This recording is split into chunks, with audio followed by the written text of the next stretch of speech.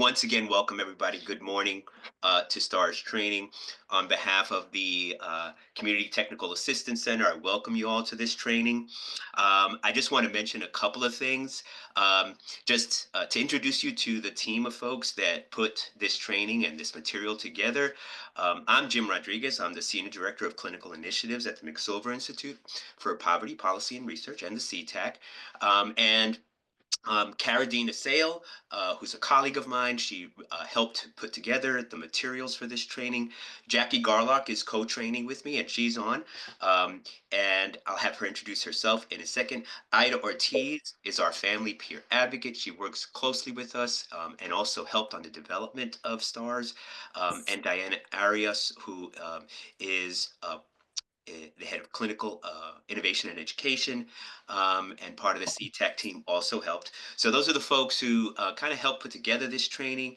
Jackie, if you want to introduce yourself really quick and Yeah, hi everybody. My name is Jackie Garlock. I am the Assistant Director of Training Development here at the CTAC, and I'm a licensed clinical social worker.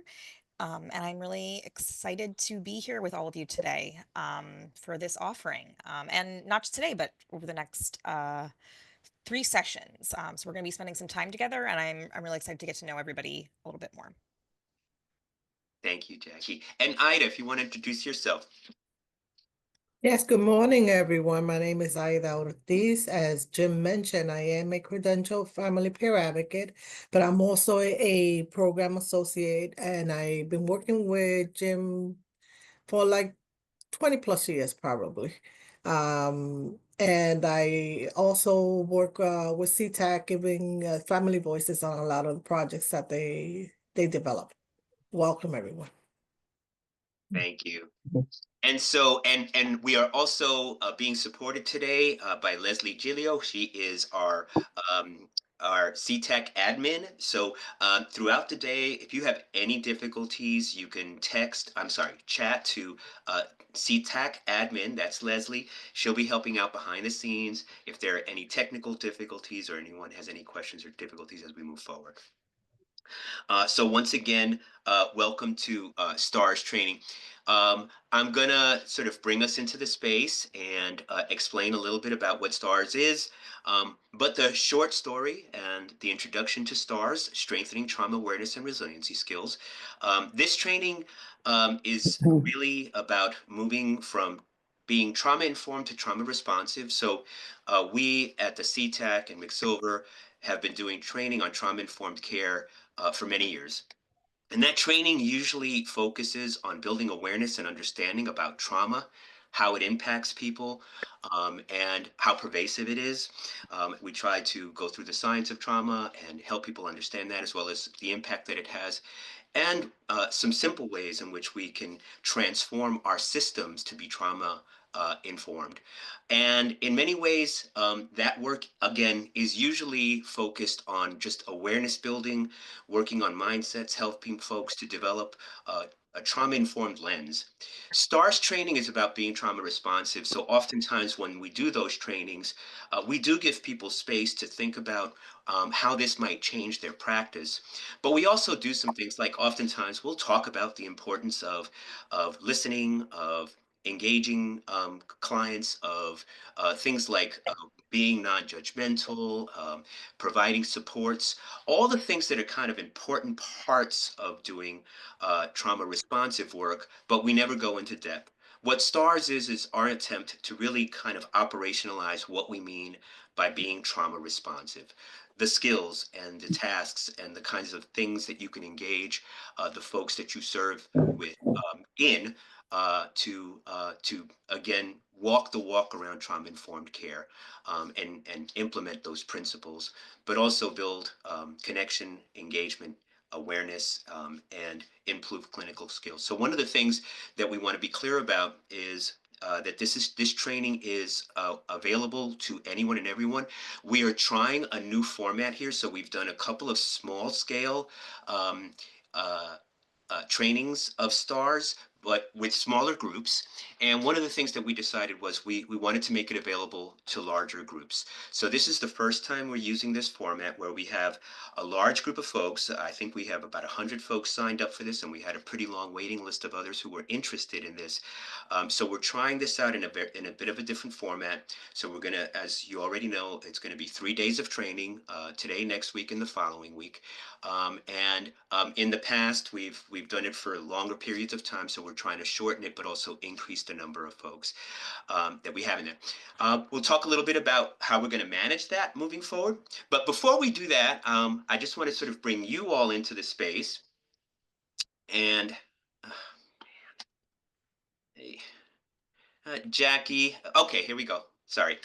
So I don't know if that was you or me, Jackie, but looks like I might be having a little problem with the remote advancing. But yeah. Okay, so introductions, again, with a group as big as this, we can't open up the mics. I'll talk a little bit about how we can definitely use the mics, but for the time being, if you can chat in your name and preferred pronouns, the organization that you work with, your position or title or role within that organization. And then we just want to ask you what your superpower is in working with others generally. And in particular, if you want to mention, in particular, your work with folks that you know maybe have experienced trauma and have had a lot of adversity in their lives. So just take a moment to let us know who's in the room. Again, your name, preferred pronouns, the organization you work with, your position or role, and your superpower in working with others. And I'll just give folks a little time to respond.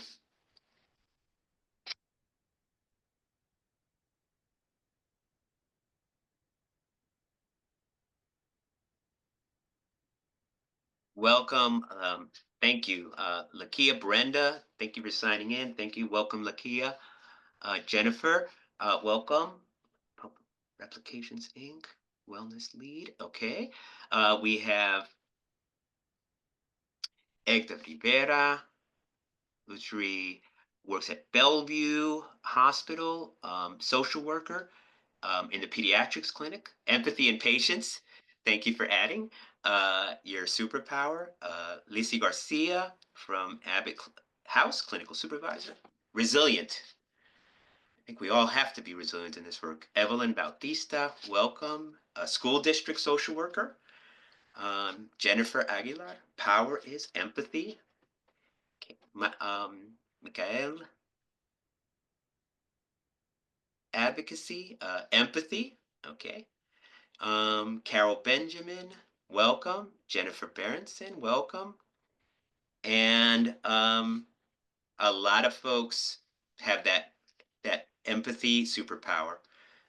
Danielle Galliard, humor, welcome from Northern Rivers, Director of Hospital to Home, TTP. Okay, so I realize there are other folks. I just want to get an idea of who's in the room, and I appreciate you all sharing yourselves in this space and the organizations and you work with and your superpower.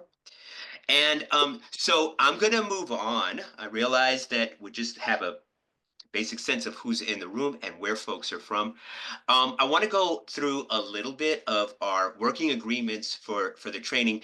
And really, this is just to make this virtual training, which can be difficult, as educational and as supportive as possible for everyone. So I want to go through these because I want to mention that, as I said, doing this virtually can be really difficult. It can be difficult to build community with so many people. And so these are some things that we hope can help build community. I also say that because I just want to mention really quick that we are going to talk about empathy. I know a lot of folks talked about empathy being their superpower. We're going to be talking about empathy as part of our thoughts around what trauma-informed communication and trauma-responsive communication looks like. But I also want to mention that we want to learn from each other. We certainly are going to share some of our thoughts, suggestions, and strategies, but we also want to give and make this an opportunity where you can learn from each other. So for those of you who do feel like you have strong empathy skills, how much the materials and how we approach empathy and how we talk about empathy, how that aligns with your thoughts. So we definitely want you to learn from each other and share thoughts about how you achieve that empathic responding to folks in your work. So just a few things, cameras on when we're in large group. So we are going to have opportunities for large group discussion and bringing people into the discussion. So when that happens, if you can put your cameras on just so we can see you, in addition to hear you, if it's possible. Stay muted when not speaking. So I appreciate you all following that rule now. I don't know if that's forced muted, Leslie, but we will unmute and allow you all to share your thoughts and have some conversation. And then, as I mentioned, when you're not speaking, please mute yourself. Be present and minimize distractions. That can be really hard on your computer when you got emails and all other kinds of things. But we do ask you to be present and be engaged with us because, as I said, we're going to be learning from each other as well. Use chat and raise hands and use your reaction buttons. If something is shared, if something is said, please feel free to use your reactions to let us know how you're responding to what you're hearing. And as I said, use the chat. Somebody will be monitoring the chat at all times. So if there's a thought or question that comes up, and we haven't kind of opened things up, we'll be monitoring that. Um, be curious about discomfort. We say that too because we're going to be talking about trauma often and a lot throughout this. And sometimes that can be uncomfortable for folks. It can be uncomfortable. It brings up our own stuff, either whether it's through our work or personal lives. But we want you to sort of be attuned to that discomfort as upon an opportunity for learning. And it's actually one of the things that we're going to discuss quite a bit throughout these 3 days is the use of self.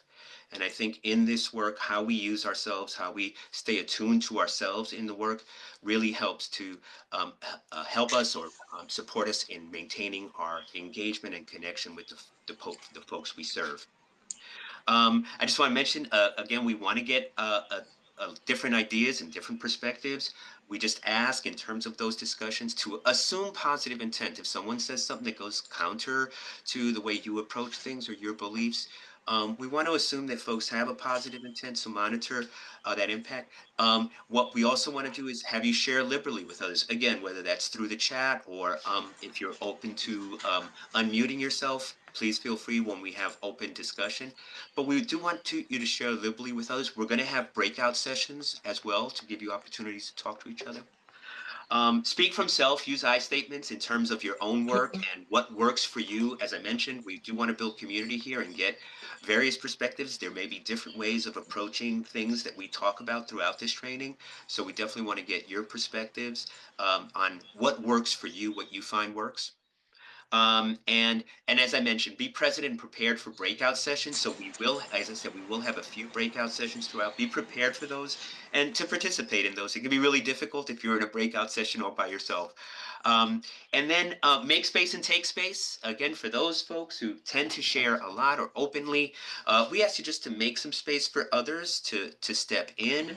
And for those of you who tend to shy off, please feel free to step into that space if we unmute yourself. And then, of course, one of the good things about virtual training is the chat is always available. So you can always sort of share your thoughts and reflections through the chat.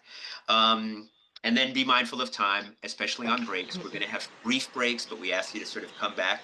And then lastly, practice self-care. As I mentioned, this training is going to talk a lot about trauma, and oftentimes, as I said, that can be difficult. So whatever you need to do to feel comfortable, and if you need to step away, certainly we're aware of the fact that sometimes this can be difficult material. You may need to step away or take care of yourselves during this training. Okay. To continue. Okay, and then the next thing I want to mention is the evaluation. So as I mentioned for folks, and again, if there are those who did not complete the pre-survey, please take a moment. It's in the link. We're going to actually close that survey out pretty soon. So if you haven't already completed the pre-survey, please take a couple of minutes to complete it now. We're going to close that out and move on. After every session, we'll ask you to complete a feedback form.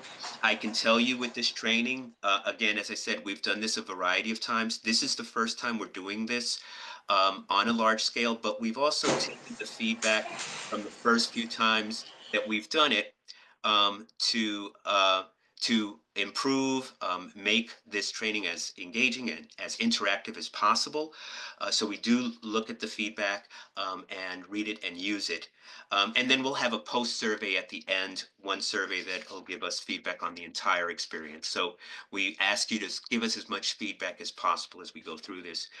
And then for those folks who are joining us who are eligible for CEs, we do have CEs available for licensed social workers, LMSWs, LCSWs, and licensed mental health counselors.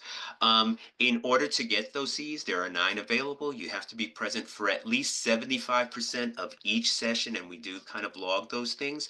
So if you're interested in CEs, please make sure you're attending each of the sessions, again, at least 75%. And you'll get instructions at the end of the training on how to get your CEs for this training.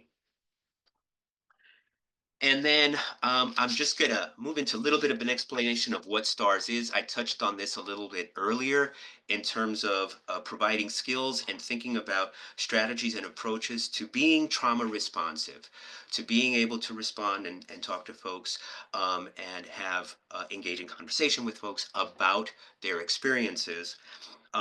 So again, we're trying to move from being trauma informed, just knowledgeable, to being trauma responsive. With that, we put together kind of an integrated, evidence informed and brain based approach. So this isn't evidence based. I want to be clear about that because we haven't studied this training, but we use a lot of science and integrate a lot of science into what we're doing. And to be fully transparent, we do bring in elements of motivational interviewing, cognitive behavioral therapy. We also kind of, again, talk a lot about brain development. So we use information that's available for understanding the brain and how the brain processes information and communication. So it's a framework for trauma responsive practices. And we think some essential skills that any practitioner can use. So I also want to be clear here. We're not focused on any one type of practitioner. In other words, therapists only or clinicians only. We sort of see these skills as being universally important in whatever setting you're in. Of course, being client facing. So whenever you're working with clients or providing services to people in need, anyone can use these skills. Our belief is that when you're thinking about being trauma informed, trauma responsive care is about everyone sort of practicing from a trauma informed lens. So these skills are available to anyone. I also want to mention that for some folks, you may, I don't know, depending on what experiences and training folks come into this training with, you may have a lot more understanding of the skills. We also believe, though, that if you're a supervisor or if you're in a position where you can train others, this information can be really helpful, even if it is something that you've already integrated into your practice. And then lastly, as I said, we want to create a mutually supportive learning community. So please share your experiences and your strategies. Um, and and in many ways, what we try to do is integrate the values of trauma-informed care, which we're going to talk about a little bit later. And then our learning objectives. So to put it simply, I think what we're trying to do is help folks do a few things. Number one is have conversations and communicate with folks and be able to have conversations about people's trauma without necessarily treating it, but have conversations with folks. So we want folks to feel comfortable having those discussions about their traumatic experiences. We want to provide you support and ideas about information. What information can you provide clients or the people that you serve that can help them gain insights into their own experience? We want to help and support you in learning how to explain and demonstrate simple regulation techniques that can help regulate clients when they're feeling off or dysregulated. And then discussing how to connect clients to the necessary resources that they have. Folks who experienced a lot of trauma oftentimes need multiple services, and there's no one service sector that is prioritized over others. So how do you help connect folks to the many services that they may need? And then very importantly, we talk about self-care, how you can promote your own resilience in the work. So somebody mentioned their superpower being resilient. We want to make sure that we're leaving space to talk about how you can maintain your compassion resilience in this work. So we're going to spend some time in Module 3 talking a little bit about how you can do that as well, how you as providers can increase your own resilience. And then I just wanted to mention, we do have the STARS webpage. Leslie, if you could put the link to the webpage in the chat so folks can have it if they don't. But the STARS webpage does have information. It includes our guide. The guide is basically information that includes a lot of the suggestions and strategies that we're going to be talking about over the next 3 sessions that you can use kind of to reference in the future. It also has the dates for each of these training sessions and any information that you might need with regards to this training. It also has the handouts and other information that would be useful. So if you want to access the website, and it also has reminders about anything that's expected for you to do over the next 3 days or the next 3 training sessions. And then, as I mentioned, that includes the STARS guide. You don't necessarily need to have it, but if you want to have the STARS guide with you as you go through the training, as I said, many of the suggestions, recommendations, and strategies that we're going to be talking about over the next few days are available in that STARS guide. And with that said, that's all kind of the business and a little bit of grounding and setting the stage. I do want to open it up to see if there's any quick questions, and then I'm going to pass it off to Jackie, who's going to open us and talk a little bit about trauma for a moment. But any major questions or concerns that anyone has?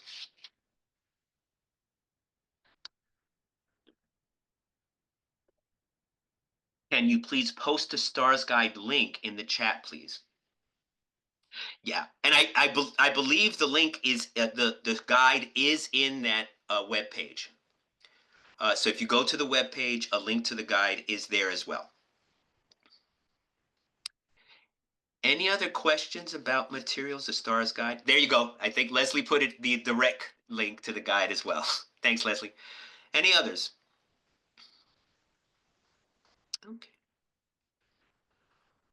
And I will monitor the chat if there are, if others come in. But with that said, I'm going to hand it off to Jackie to move us into beginning to talk about trauma. Hi, everybody. So again, my name is Jackie Garlock. I use she, her, hers pronouns, and I'm gonna be co-training with Jim today.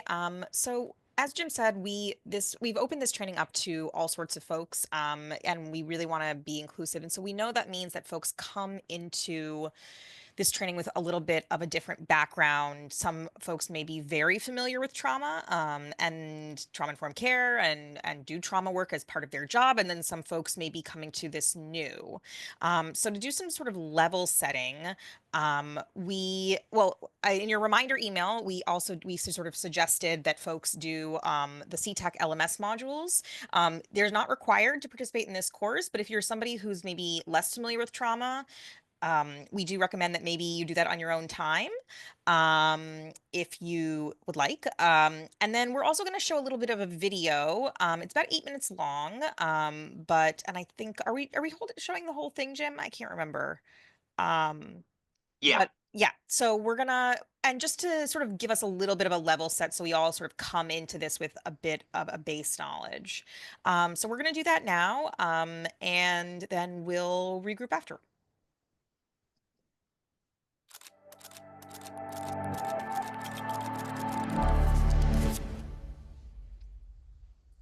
Trauma is so ubiquitous that if you think you have never seen it, you have not looked. We meet people who fly off the handle. We meet people who shut down. We meet people who are very difficult. It is a rare family that doesn't have a drug addict, alcoholic, disturbed person. One thing I like to say when I give a lecture, are there any normal people who come from normal families in the audience? And sometimes one or two people raise their hands and say, can I please come to your family for Thanksgiving? Because I've never been to a normal family. My name is Bessel van der Kolk. I'm a psychiatrist, neuroscientist. I have been studying trauma for about 50 years now. I've treated a whole variety of different traumatized populations, see trauma in many different countries around the world, and I am the author of the book, The Body Keeps the Score.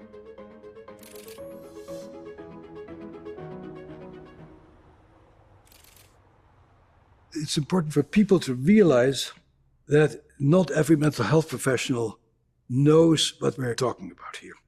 The mainstream system of psychiatry, psychology is that there is something wrong with you and I need to fix you. That's a very different attitude than dealing with trauma. Around that time that I first started to work for the VA, a group of us started to define what trauma is and started to define what happens to people. 1978 was the year, and the Vietnam War was over by about 6 or 7 years. The very first day that I met Vietnam veterans, I was just blown away. They kept referring back to their dead comrades. Their hearts seemed to be with the people who were no longer around. They had a hard time loving their wives and girlfriends. They had a hard time being in any way meaningfully involved in the present. These were guys who were my age, who were smart and competent, but they clearly were just a shadow of their former self. And what was also really striking is they were sort of passive much of the time, and then people told them something that was disappointing, and they went from 0 to 10 and blew up and became extremely angry. Something seemed to have happened to them that made it very hard for them to modulate their responses to the environment. My colleagues and I started to think about how is what these guys suffer from different from what other people who are in psychiatry textbooks suffer from. So I dug up a book that was written in 1941 by Abram Gardner, who had been working with World War soldiers. He writes, these guys suffer from a physioneurosis. Their bodies continue to re-experience that very terrible, frightening situation. And that event keeps coming back in terms of images, behaviors, and physical sensations. So that became the core of our definition of PTSD. We write, these people have been exposed to an extraordinary event that's outside of normal human experience. And in retrospect, that shows us how ignorant and narrow-minded we were, because it turned out that this is not an unusual experience at all. Trauma is actually, unlike what we first thought, extremely common. 1 out of 5 women in America has a history of sexual molestation. Even a lot of men have histories of sexual molestation. 1 out of 4 kids get beaten very hard by their parents. 1 out of 8 kids see physical fights between their parents. People usually think about the military when they talk about trauma. But when we started to work with inner city kids, the amount of trauma that these kids experienced was just unspeakable. The nature of trauma is that an experience enters into your ears, into your skin, into your eyes, and it goes down into a very primitive part of your brain that automatically interprets what is going on. Is this dangerous or is this safe? An event becomes traumatic when there is nothing you can do to stave off the inevitable, and your body starts automatically going into a state of fight, flight, or collapse. The lingering effect of trauma is that you continue to react to mild stressors as if your life is in danger. And so you tend to become hyper-reactive. Somebody may irritate you in the supermarket. You may develop road rage. You may have a difficult time putting up with misbehavior from your spouse or your kids. And most people actually are barely aware or not aware at all that their reactions that they're having right now are actually rooted in experiences they have had before. That event itself is over, but you continue to react to things as if you're in danger. So the big challenge of treating trauma is how do we help people to live in bodies that feel fundamentally safe?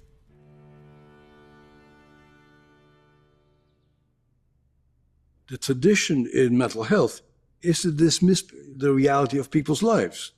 For example, it's only in the past few years that people are beginning to talk about the impact of poverty, or the impact of racism, or the impact of unemployment.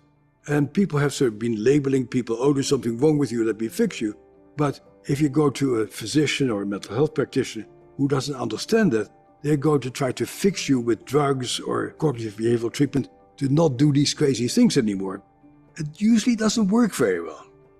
What was very clear is that being in a relationship where people can hear you, where you can talk about how badly you feel, where you can talk about your guilt, and where you can start opening up where these feelings come from, how old these feelings are, and how you develop these feelings in response to particular things that happen to you, that was actually quite helpful. Because you need to really develop a deep sense of, this is what happened to me. This is what I'm dealing with. And I need to take care of the wounds that I'm carrying inside of myself. This issue of self-compassion and really knowing that your reactions are understandable and are rooted in you getting stuck in the past is a terribly important part of beginning to recover from trauma. Most of us are survivors of one thing or another, some much worse than others. And so if people say, what do you wish your legacy were? They say, I want our society to know about trauma and to really do all the things that are necessary so that people who grow up under extreme adverse conditions can develop a brain and a mind that can help them to become full-fledged members of society. That's our big issue, and that's the big challenge that we have. Get smarter, faster with videos from the world's biggest thinkers.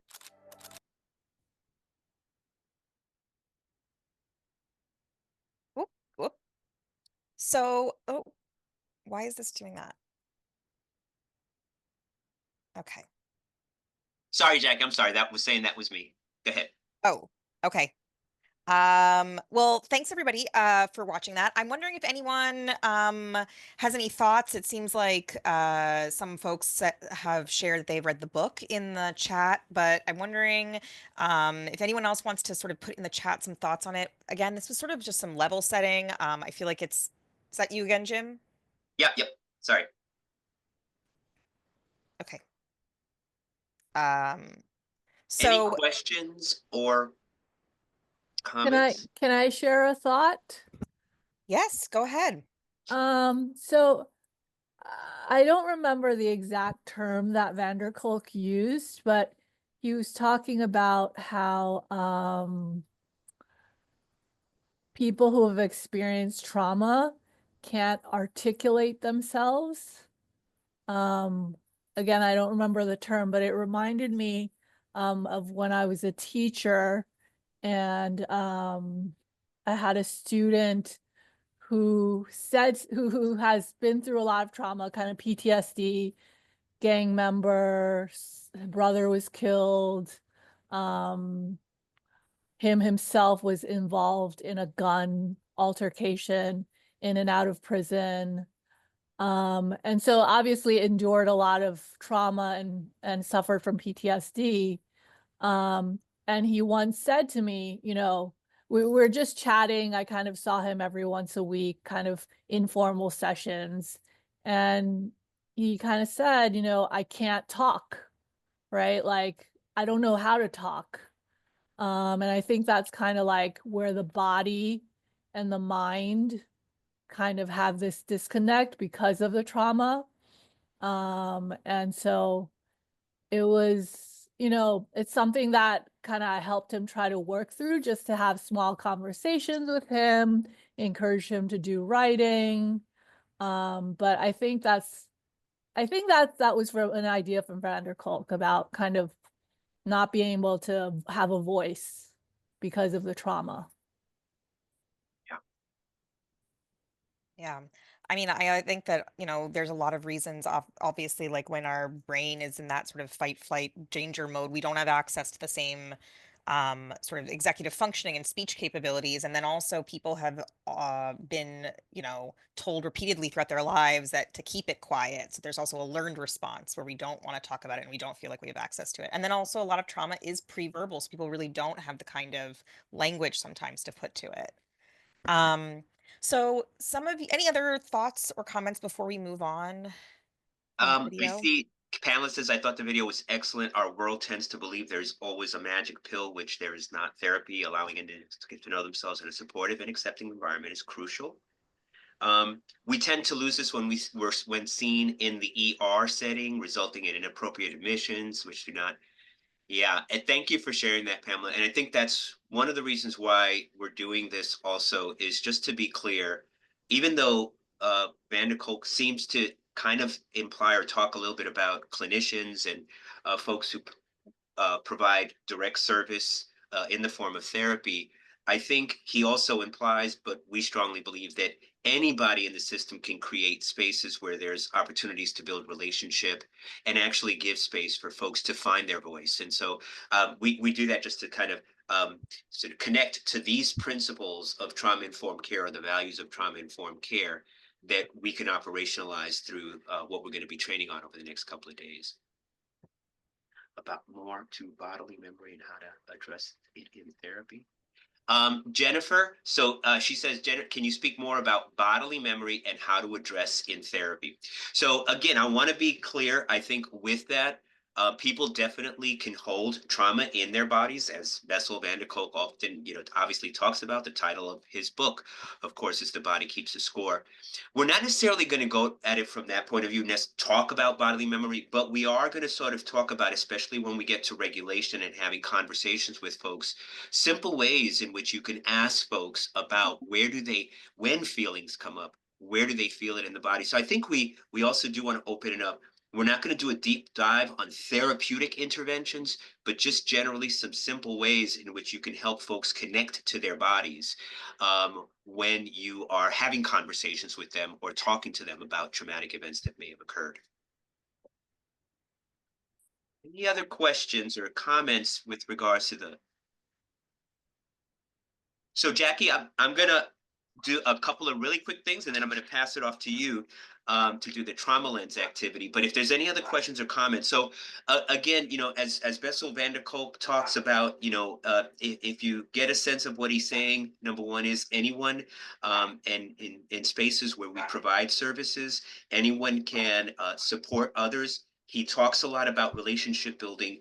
That's what we're talking about over the next 3 days, is how do you build relationships? How do you have conversations with folks and build relationships that help you to connect to them, help them to connect to you, but also give them the information and resources they need to improve their lives. And I think, as he suggests, right, that's not always therapy and medication. That's why some of the parts that we talk about here is how do you connect folks to the source, the resources that they need. I also want to quickly mention that so keep having trouble. So when we talk about trauma-informed care and trauma responsive care, right, it's moving from, this is kind of like the mantra of trauma-informed care, is moving from what's wrong with you to what happened to you or what's right with you, and how we can help you heal and grow. And we say that in a very direct way for this training is, this is where we kind of want folks to be, is exploring folks' experiences with trauma and adversity, being able to explore those in effective ways, being able to identify and help folks identify the strengths that they have, and then supporting them with whatever supports they may need to move on and grow and recover in their lives. So this is kind of what we try to focus on and operationalize. And then, Bessel van der Kolk talks about this. So we're going to do our own trauma lens activity. But a trauma lens means understanding how common it is that oftentimes, unless we know the history, unless we're able to, get a sense of how trauma has impacted a person, it's difficult to know. So, and we're going to talk a little bit about some of the reasons why people withhold. But it also, we also believe very strongly that once you know the narrative, once you know a person's history, and again, you don't have to be a therapist to explore their history and exposure to trauma and adversity. But once you know it, their behavior makes a lot more sense than when you don't. And what happens if you don't know the history is that we tend to characterize people using things that are not very helpful, people as lazy or unmotivated, or all of these things that we can imbue on people that is oftentimes trauma based. From a trauma-informed lens or from a trauma lens, we understand that people who've experienced trauma may see and interact with others in the world very differently.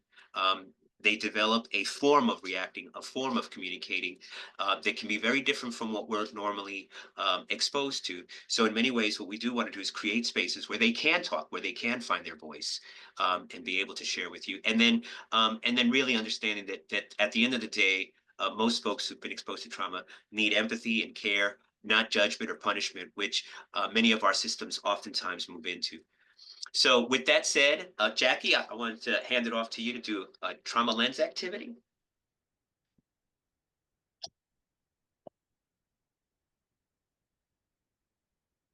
You're on mute, Jackie. You're on mute. Sorry, thanks, Aid. So we're going to do a activity now to sort of take all of the information that we know about trauma and practice using a trauma lens. So the trauma lens, essentially, it's this assumption that people's behavior makes sense, that people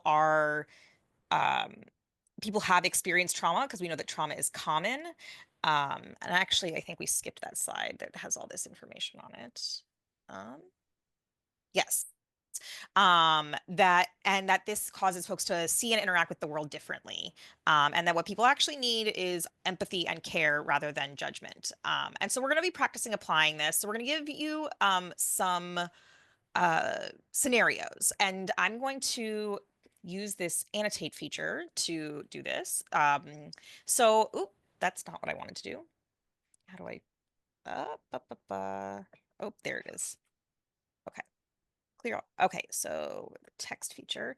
So I'm going to record what folks are saying. So folks could use either the chat or unmute. And we're gonna have both these, what we call the problem lens. So this is sort of a typical lens. This is where we're asking you all to channel your most judgmental selves, and think about sort of how might folks that interact with this person see them based on the presentation that you see here. So let's start with Heaven, who's 9. She whines all the time and frequently has meltdowns when she doesn't get exactly what she wants.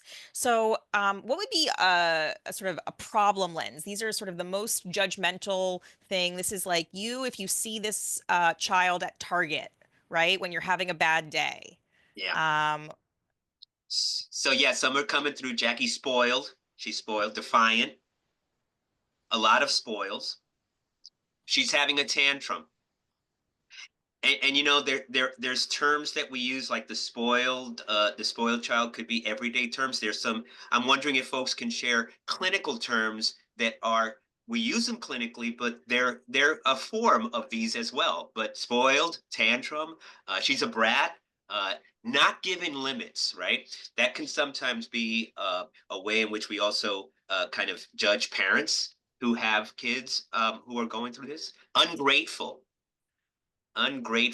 oppositional, again, rotten brat, tantrums. She's just a kid giving pushback. She's So just a kid giving someone's pushback. already channeling their trauma lens. In that borderland, yeah, brat, lack of boundaries, defiant. OPD, right? So now, right, we also have some good clinical descriptors of this: oppositional, defiant, disorder. So manipulative, She just wants attention, right? She's attention seeking. Oh, that's a great one. That's a great one. That's oppositional, Okay. defiant, impulsive, dysregulated. Okay, now I'd love to hear, turning on our trauma lens, given what we know about trauma, what is an alternative explanation? We don't know anything about Heaven's background right now. And so what might be but even still, what might be a different interpretation?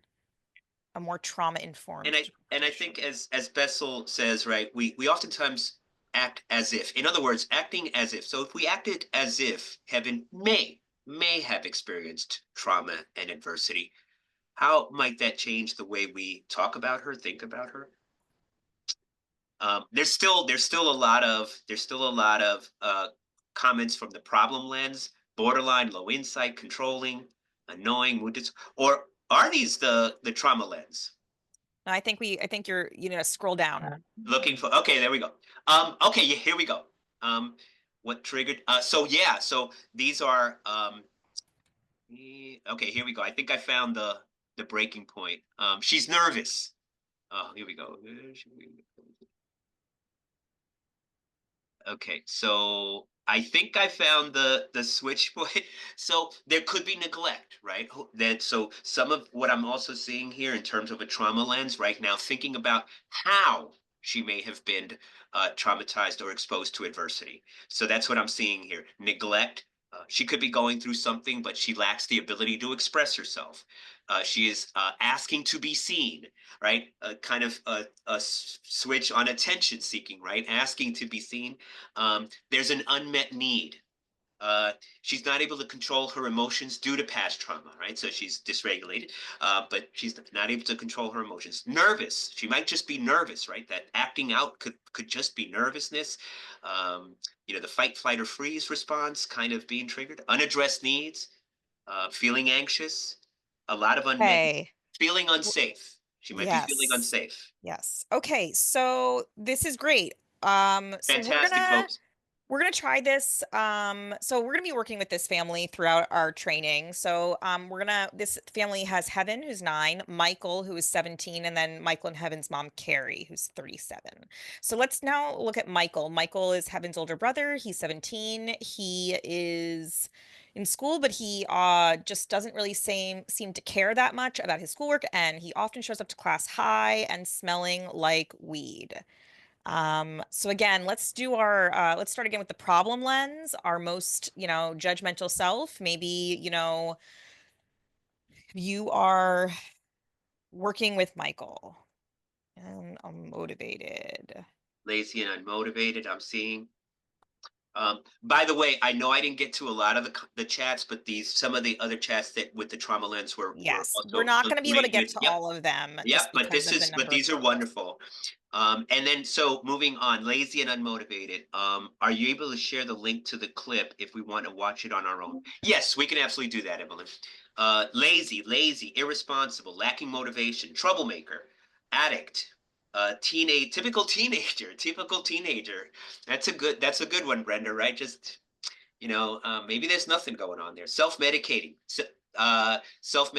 disengaged, unmotivated, attention seeking, also a follower. He's a follower, drug user, no motivation. Sorry, Jackie, I hope I'm not going too fast. No, it's okay. He's unfocused. He doesn't care.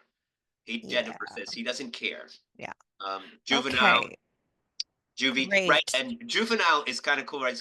It's interesting because sometimes we use those terms, right? Juvenile is just just waiting to be a juvenile, a JD, right? Yeah. These are all- Also, that I like that he's both a follower and rebellious, right? Yes, yes. Um, okay, so let's now turn on our trauma lens again and see what an alternative explanation might be. And I saw one kind of dipping in there because I saw self-medicating, right? Sometimes Mhm. from a trauma perspective, it could be self-medication. All right, so questions that are coming up. Problem lens has, oh, sorry. Where are his parents? Are they also using? So there's more thinking about where's that behavior coming from. He could be anxious. There's something happening in the home or family unit, right? So all those behaviors could be signs that there might be something difficulty going on. Depressed, right? It could be depression, that low activity level, that lack of motivation. Learning disability or a learning problem. And that learning problem, and I think this was mentioned earlier with regards to heaven as well, right? That this trauma could also lead to developmental delays or learning difficulties. I'm Depress- also going to add one myself, which is that he's motivated. He's doing what he needs to show up to school. and we're also going to talk about that later when we talk about strengths. Trauma lens, anxious, depressed, ADHD. Yep, because we do know that sometimes there can be. EGDA, that's an important one too, because we also know a lot of kids who've gone through trauma oftentimes get labeled or get diagnosed with ADHD. It's very common to misdiagnose kids as well. So those are bringing that trauma lens, but at the same time, I also kind of highlight the fact that sometimes, right, trauma can look like ADHD, certainly can look like an anxiety disorder. Educational deficits, masking true feelings, right? Yeah. That kind of being cut off and being Okay. disengaged.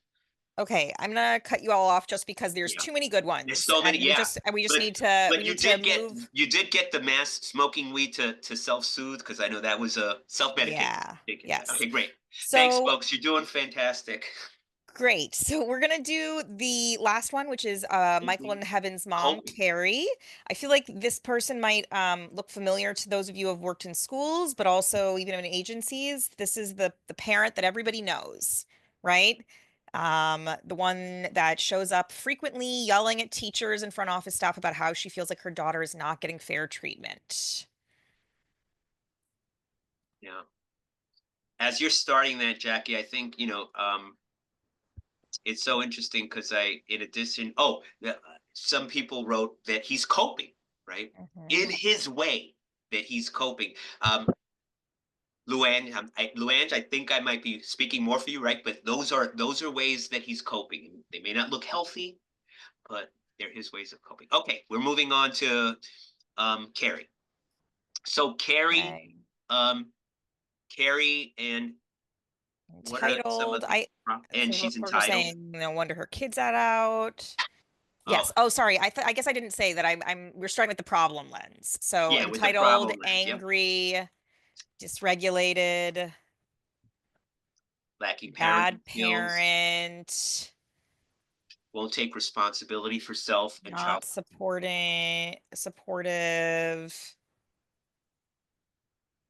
can't take responsibility. blames others.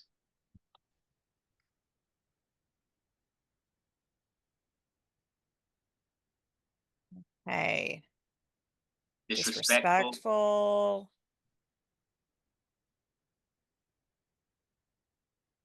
Okay. Great. And then, what is, well, we can switch to the trauma lens just for this last one. Trauma lens. So if we see, doesn't know there are places and people to go for help. She's advocating. She's advocating for her children. Ignored by the system. Maybe she's been ignored by the system. A lot of times parents oftentimes only get calls when there's problems, right? They're not brought in. She's overwhelmed, her own unaddressed trauma. She's struggling. Brenda, the question, right? What happened to mom? So more of a questioning, right? A trauma lens actually should bring up those questions. What happened? Implicit bias may be occurring in the school. In terms of the targeting of her children, Jennifer, I'm not sure if I'm reading more into that, but the implicit biases by the system. So mom is frustrated and overwhelmed, frustrated by the system. Trying to get someone to listen to her. She's overwhelmed. Okay. That she needs support and validation. Might be using skills that she learned from her parents. So she might be using, these are all She's responding to countertransference, possible response to past trauma, difficulty with emotional regulation, lacks education regarding child. So nice and complete, Pamela. Thank you. Very, very good list. Lacks education regarding child's issues. Went through childhood trauma, and she's projecting, right? Systematic discrimination. She could be experiencing that. Great. And also, she could be right? We don't actually know, right? Maybe her daughter is not getting fair treatment. I think that often when people express themselves this way, we tend to assume that they are not getting fair, that they're projecting, that they're, and maybe she is. We also don't know that. But we also are making an assumption that she's at the very least overreacting, if not maybe reacting to nothing. Yeah, So and I want to amplify something in Bessel van der Kolk's talk that connects, right? So the other thing that I think is important to pull away from Bessel van der Kolk's talk, right, is that his work with trauma started working with veterans of war. But as you can see, his definition and different forms of trauma, uh, as he's done the work, he sees it in a lot of different ways, including, as he said, right, things like poverty and racism and discrimination being forms of trauma or chronic stress. So I think that's the other thing that we recognize from a trauma lens is there are many forms of trauma or chronic stress that people may be exposed to.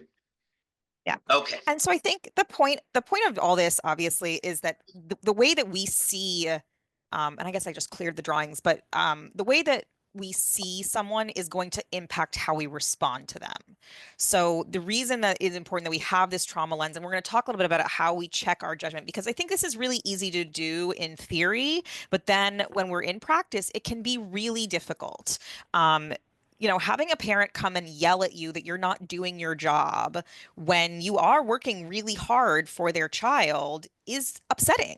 And so it can be really hard not to be frustrated and not to act from that place of frustration. So we're going to be doing, but we're going to talk a lot about how we manage those reactions and those judgments that we have about folks, so that we can be trauma informed in how we react to them. Because actualizing the trauma lens, it's very easy to say that we want to do this, and then in practice, it can be a lot more difficult. Okay, great, Yep. Jim. And so there's yeah, and so there's 5 things, and this was kind of embedded in the objectives, but these are the 5 things that we're going to be talking about over the next 3 sessions. One, using trauma responsive communication skills, and we're going to talk about that, but some of you have hit some of that already. It is that empathic response is validating. So what are trauma responsive communication skills? Again, we're going to talk more in depth about what that looks like. Sharing information, for those who are clinically kind of inclined, providing psychoeducation, but we also want to try to destigmatize and move away from the typical sort of clinical language that we might use, just sharing information. What information do you provide folks that helps them connect the dots? Supporting regulation. And so as I said, we're going to sort of put a few things out there, some simple regulation strategies, whether those are breathing techniques, and or other sort of minor meditative strategies or visioning, things that can help folks calm down when they are being regulated in the moment. So everyone should have a toolkit of some very simple things that they can do to help regulate folks or help promote regulation. And then connecting to supports, identifying and helping folks connect to what they need in the community. And sometimes it is advocacy, sometimes it's social services, sometimes it's food. Yes, sometimes it's clinical care. And then lastly, sustaining the work, what you all need to do to maintain yourselves in the work and be able to do this work effectively moving forward. So with that said, we're going to take a quick 5-minute bio break and then come back and continue with some beginning the sort of discussion around trauma responsive communication. That's going to be our first topic. So let's take a 5-minute break. It is 11:03 right now. We are going to ask folks to come back by 11:08. I'll say 9 after 11, and we're going to start promptly at 9 after 11.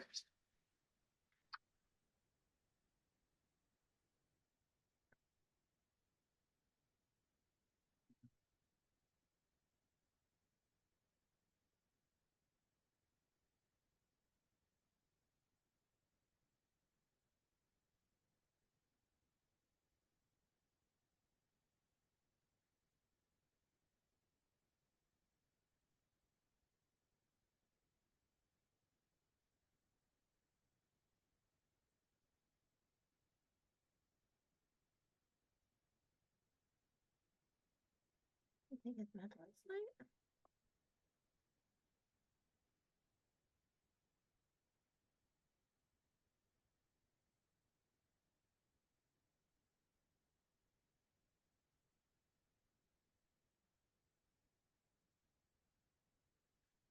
Sunshine. Hey, I brought in my mat and we.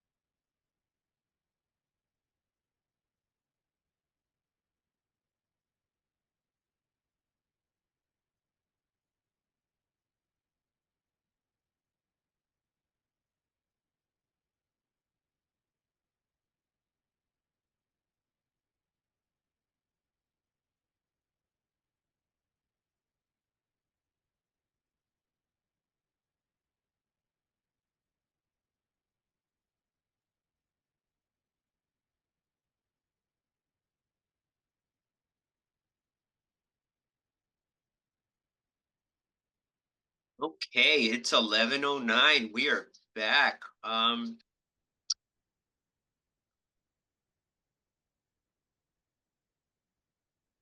Jackie, are you there?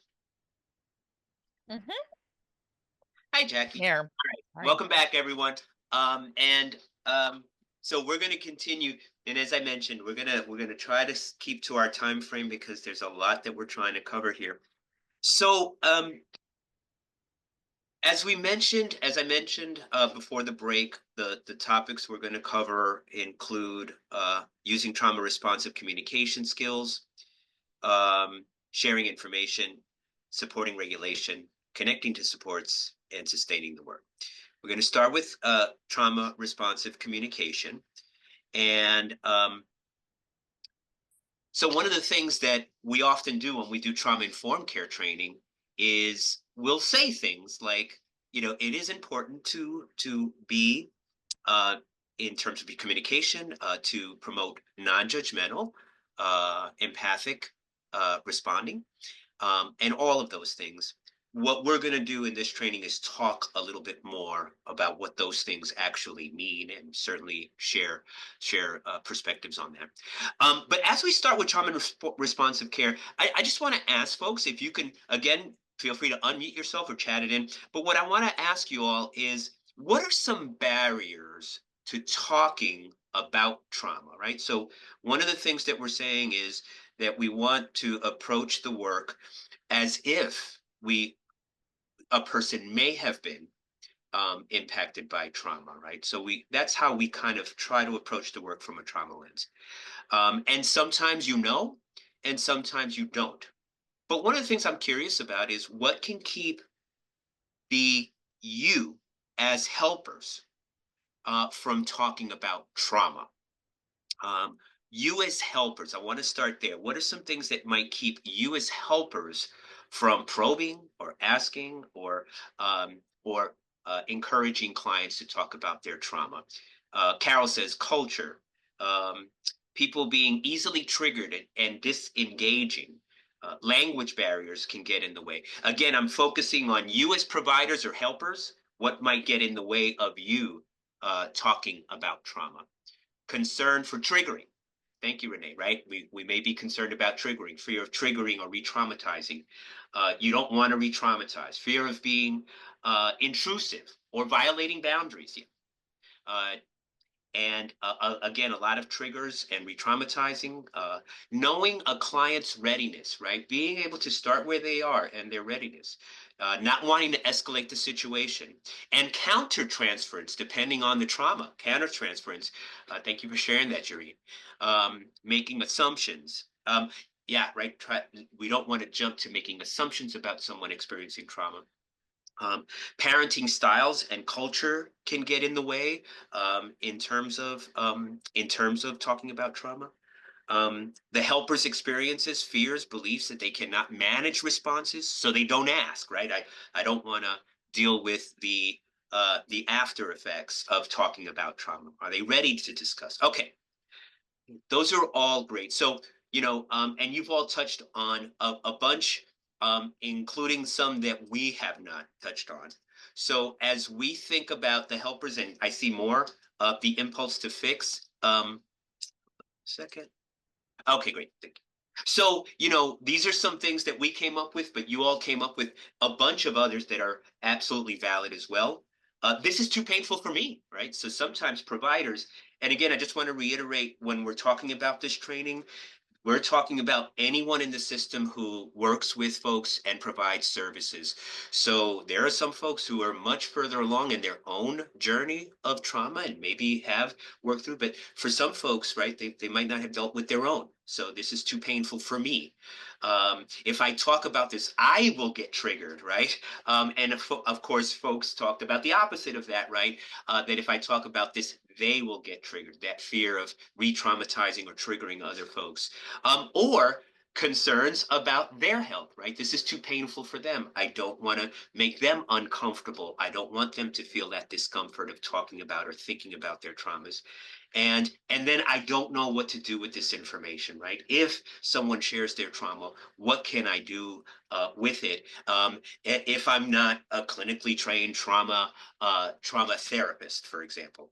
And I don't feel safe talking about this, right? Your own sense of safety, right? So you all hit a bunch of those plus more, but right there are sometimes reasons and why we're as providers reluctant to address and talk about trauma with others.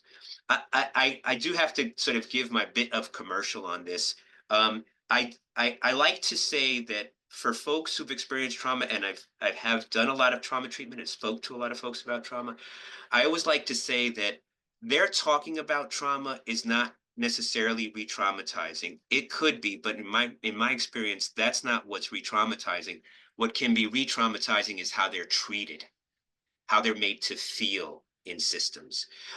That's what re-traumatizes folks. That's not to say that folks talking about their trauma is not upsetting to them, might not dysregulate them in a moment, but I think it's more so. So we're going to be talking a little bit more about how you can talk to folks about trauma in a way that's psychologically safe and helpful. Now, let me ask you the other side of it. So that's your experiences. What might be some reasons why the people you serve, the participants in care, why they might be reluctant to share their traumas or talk about their traumas with you? So what might they have not yet acknowledged their traumatic experience, right? Thank you, Laura. They might not have acknowledged their traumatic experiences, the shame and embarrassment, right? By definition, the shame and embarrassment of traumatic experience. Sometimes talking about taboo topics, right? These are not topics we talk about freely and openly. So lack of trust, shame, distrust. They're afraid they will overwhelm you. Thank you for sharing that Susan. Sometimes can this person hold my trauma? I don't want to overwhelm them. Judgment, not feeling safe, mistrust, living in denial. And denial and the other side of it, just for them, maybe not even having made the connections. I've worked with many people who have shared traumatic experiences with me that are clearly beyond normal responses, abusive situations, but in their experience, that was part of normal kind of upbringing. And I know someone touched earlier around the idea of cultural differences in raising kids, so that may also be part of it as well. But reluctance to seem weak, yes, denial, not feeling safe. These are all great, and sort of there's more that you're sharing than what we have, but these are some of the things, right? These are taboo topics. My past is not relevant or important. We bring that up in the context, especially of delivering family-based services, because sometimes we may see parents who have their own histories of trauma and might not see it as relevant to how what's happening with their children, or they're not the focus of treatment. Or they just might not make the connections. And denial may be a part of that, as folks are sharing. I don't want to burden them. Some folks have already hit that. They won't believe it at all. And I have to tell you, I mean, doing many, I do asylum evaluations as well. So I oftentimes, as part of that, hear people's asylum journeys and stories. And oftentimes, they are almost, sort of incredible stories that are almost hard to believe that people can experience that much trauma. But yes, that feeling that they won't be believed, or that the person can't handle my story, and certainly feeling safe talking about this, or they aren't interested in my story, and that's another one that could be incredibly important. So creating that space, that psychologically safe space where folks can feel like they're safe in talking about this, that you can handle it, that you can hold that burden, would be a critically important step in the work. So, Jackie, I'm gonna pass this along to you. Am I? Oh no, sorry. It's still me. So as we think about trauma responsive communication skills, these are two things. Number one is maintaining self-awareness and taking a non-judgmental stance. We're going to talk a little bit more about that in a second, but it's that self-awareness, that ability to check in with yourself, because you are getting people's responses. You are there with another person. So oftentimes that can bring up, and I think folks have touched on the whole notion of transference and countertransference. Understanding that your connections to the person that you're serving can bring up stuff for you, not just your own trauma, but other things. And so, so there's that part of self-awareness, connecting to yourself, and then connecting to the other person by providing empathic response. And what we mean by that is expressing curiosity, just trying to express curiosity about their story and their lives, conveying accurate empathy. And accurate we probably should put in quotes, but because I say that because sometimes we might sort of hit it right on the head in terms of being able to connect to someone's emotions and experiences and the meaning that their underlying meaning that they're sharing in their narratives. But being able to do that, and connect with folks through conveying accurate empathy, and then providing validation. And one of the things I want to say really quickly about validation, we're going to talk a lot more about that. Validation does not mean that you are condoning or giving permission for folks to act badly or act however they may act. But providing validation is simply you're being able to describe and connect to the person by showing them that you can understand why they might have responded a particular way. And we're going to talk a lot more about validation in a little while. So, so we're going to start off by doing something that we oftentimes don't do. So as I mentioned before, what we often might do in our work is when we do trauma-informed care trainings is say, for example, practice non-judgmental empathic listening. We're going to talk about judgment for a second. So, so Jackie, a few things about taking a non-judgmental stance that we just want to say, and then we're going to do another exercise. But number one is we have to understand to judge is human nature. That's just the way we organize the world. I can get into social psychology and all the different ways in which we do that, but the reality is that sometimes the judgment it's just part of human nature. We kind of jump to the heuristic shortcuts to explain what we're seeing and understand what we're seeing. And so how can judgment show up in from our perspective?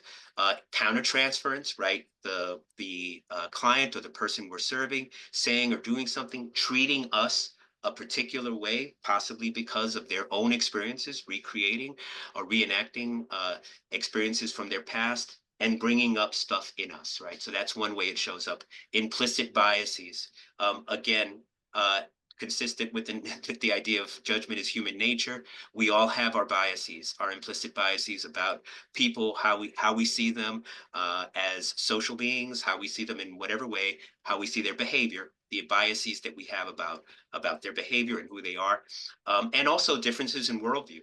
Some of us live in privileged spaces. Some of us live in spaces where we are the victims or survivors of oppression.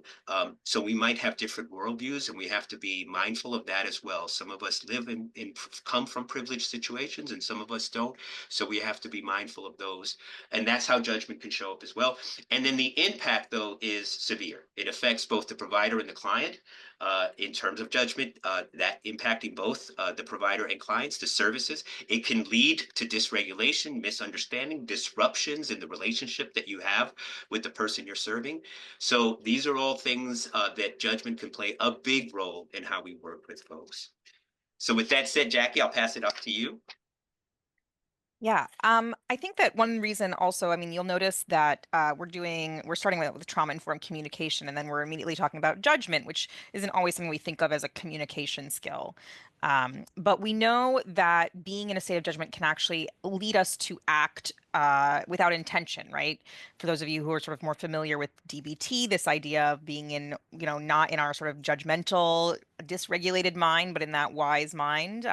If we're in too much in our judgment, we may act from that judgment as opposed to acting a little bit more with intention. And so you can just sort of see some examples here. So if you're feeling frustrated, right? If the judgment is frustration, this person isn't doing what I want them to do, or they're not doing what I think they need to do. We often have judgments about what people need to do in order to be well, in order to reach their goals, right? Our judgments might come from this good place of wanting to help them, right? They just need to do this. But if we're feeling frustrated, we might blame or shame. We might, like, if you just hadn't done this, right? We might lecture or criticize or dismiss concerns. So these are all, again, some of those communication skills that can come up because of judgment. I feel uncomfortable. You know, I mean, this is something that can come just because of our own, you know, discomfort in terms of how we were raised, what is appropriate to talk about or not talk about. How is it appropriate to communicate with other people, right? Sometimes people talk in loud tone of voice that we don't really like, or they might, we might be uncomfortable with yelling. But if we're in that state of judgment, we might be dismissive. We might jump to problem solving. We just want to fix it, right? So thinking about this problem makes me uncomfortable. I just want to try and fix it. So I'm going to make a bunch of suggestions about all the things you should do, right? We might try to silver lining things. That's sort of toxic positivity. Because we want them to feel better, right? We want to make them feel good, right? We get into this field to help. And so it comes from a good place, but it can also be invalidating for the client and their experience. And we also might avoid. We might sort of what we talked about before. The other thing is feeling pity, right? We feel bad for this person who clearly has suffered. And so we may do things like being overly placating or doing things making promises that we actually can't keep, or even attempting to control the situation or fix things for people in ways that maybe are not in the boundaries of our role. So there's a couple ways that we can address judgment. So the first thing is to build our own self-awareness, to really identify what is coming from a place of judgment and what is sort of not. To use regulation strategies. We know that judgment can be dysregulating. To really focus on strengths and to try and reframe people's behavior from a strengths-based perspective. And then also to come from a place of curiosity. So we're going to start with that building self-awareness in our next in our activity. So we're going to be breaking you all into breakout rooms, and there's going to be about 4 or 5 of you in each room. So I know most people are not on camera right now. I'm going to ask that everyone be on camera when they are in the breakout rooms. It's fine if you can't be on camera in here, but it's really important that people be on camera in the breakout rooms. You're going to need to be able to discuss. So you're going to need to have use of your microphone. If you don't have use of a microphone, if you could just chat that into Leslie or myself, to let us know, because it's going to be really hard for you to participate in any of the activities, really. You're going to need to be able to access a microphone. So you're going to get a vignette. There's a handout packet that is on our website, and then I think we also are going to add it in the chat here. It's the first handout. And I believe we're going to be having people in 2 different groups.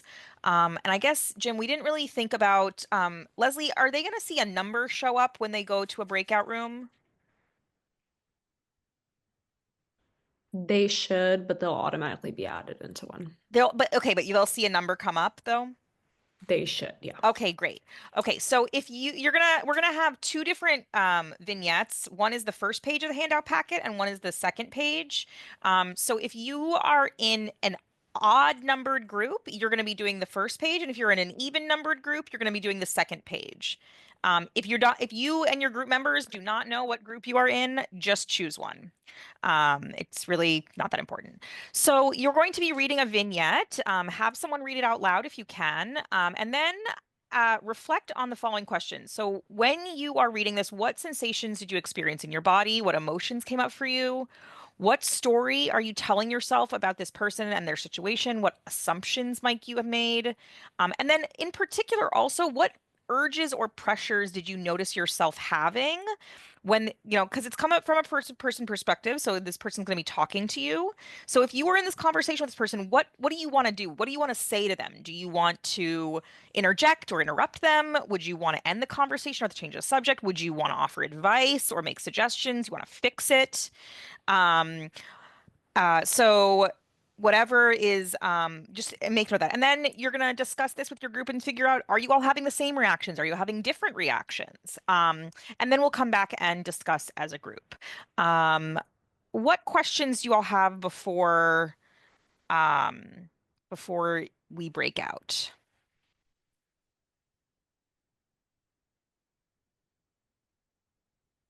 Can you put the questions in our breakout groups so that we have Yes. them? They are also on the handouts themselves, so you should have them as well there, but we can also send them in the chat. Yes. Thanks. And I'll just interject, they are currently placed in the chat, so if you want to go ahead and also copy those, so you have them on hand as well.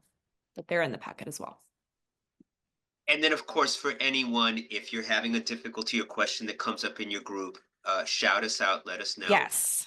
And we can either come and help or, and also, again, if you're in a group and hopefully there'll be at least a couple of other people in your group who have the same information. But if, again, any difficulties you're having, please feel free to reach out to us.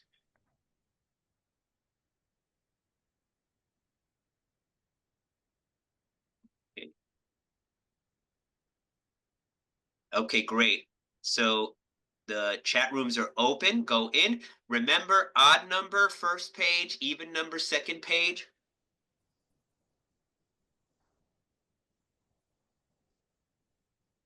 Fantastic. Great. Looks like folks are going in.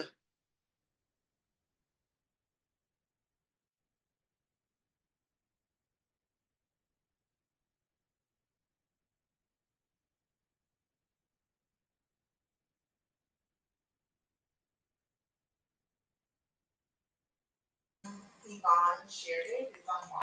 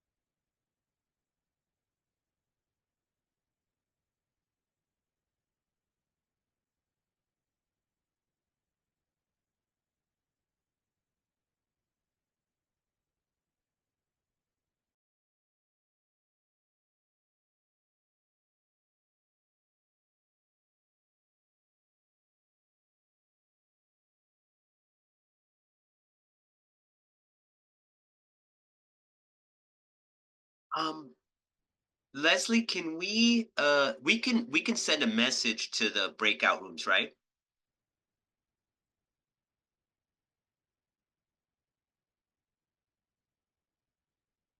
Leslie? Yes, sorry, I was just helping someone in a room. Okay. Oh, no worries. If you're there, you okay? Yeah, I'm good. Just really quick, I don't know if we gave him a time frame from this, so which is fine. Jackie, are you there? Yeah, sorry, hold on. Oh no, and I just wanted to check in because we do have a little flexibility. Looking at Well, the time, I think we're yeah. like pretty We still have a few behind. people that haven't. Yes, they have to select to join it, looks like. Yeah, yeah. So I'm guessing they're not at their computers.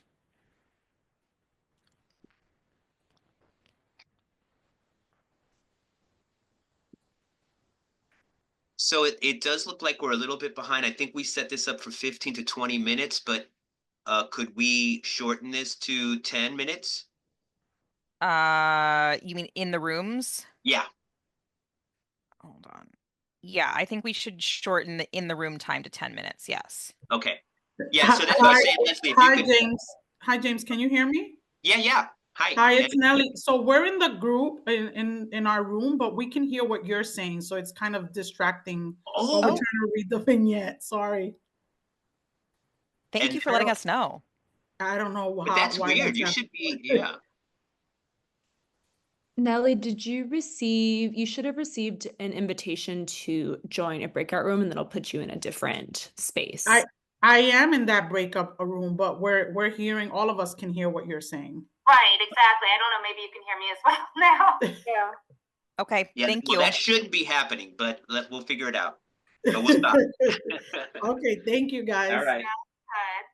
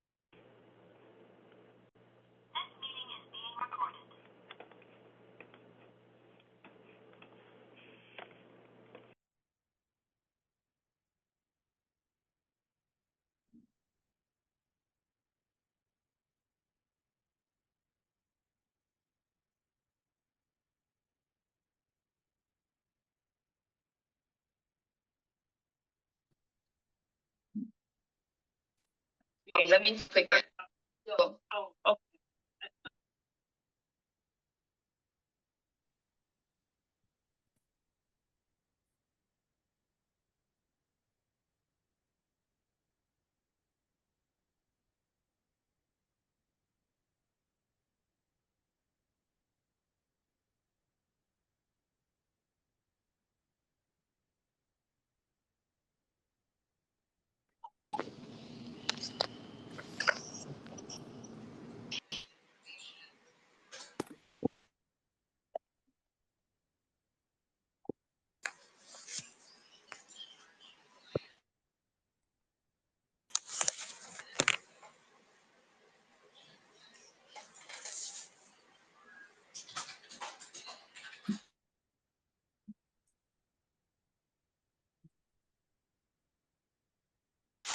Okay, welcome back, everyone.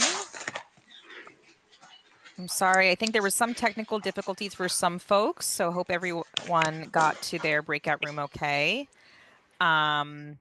So I would love to hear if anyone would be willing to share out loud what they talked about in their group, specifically, what reactions you had amongst the group, were there people that had different reactions, were they similar, and what do you think, and whether you talked about what accounts for those similarities or differences.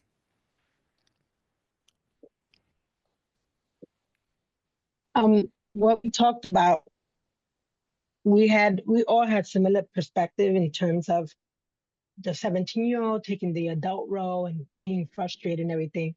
I know I expressed concern about how he refers to his mom and the lack of disrespect, the lack of respect to the parent, regardless of what happens in her personal relationship.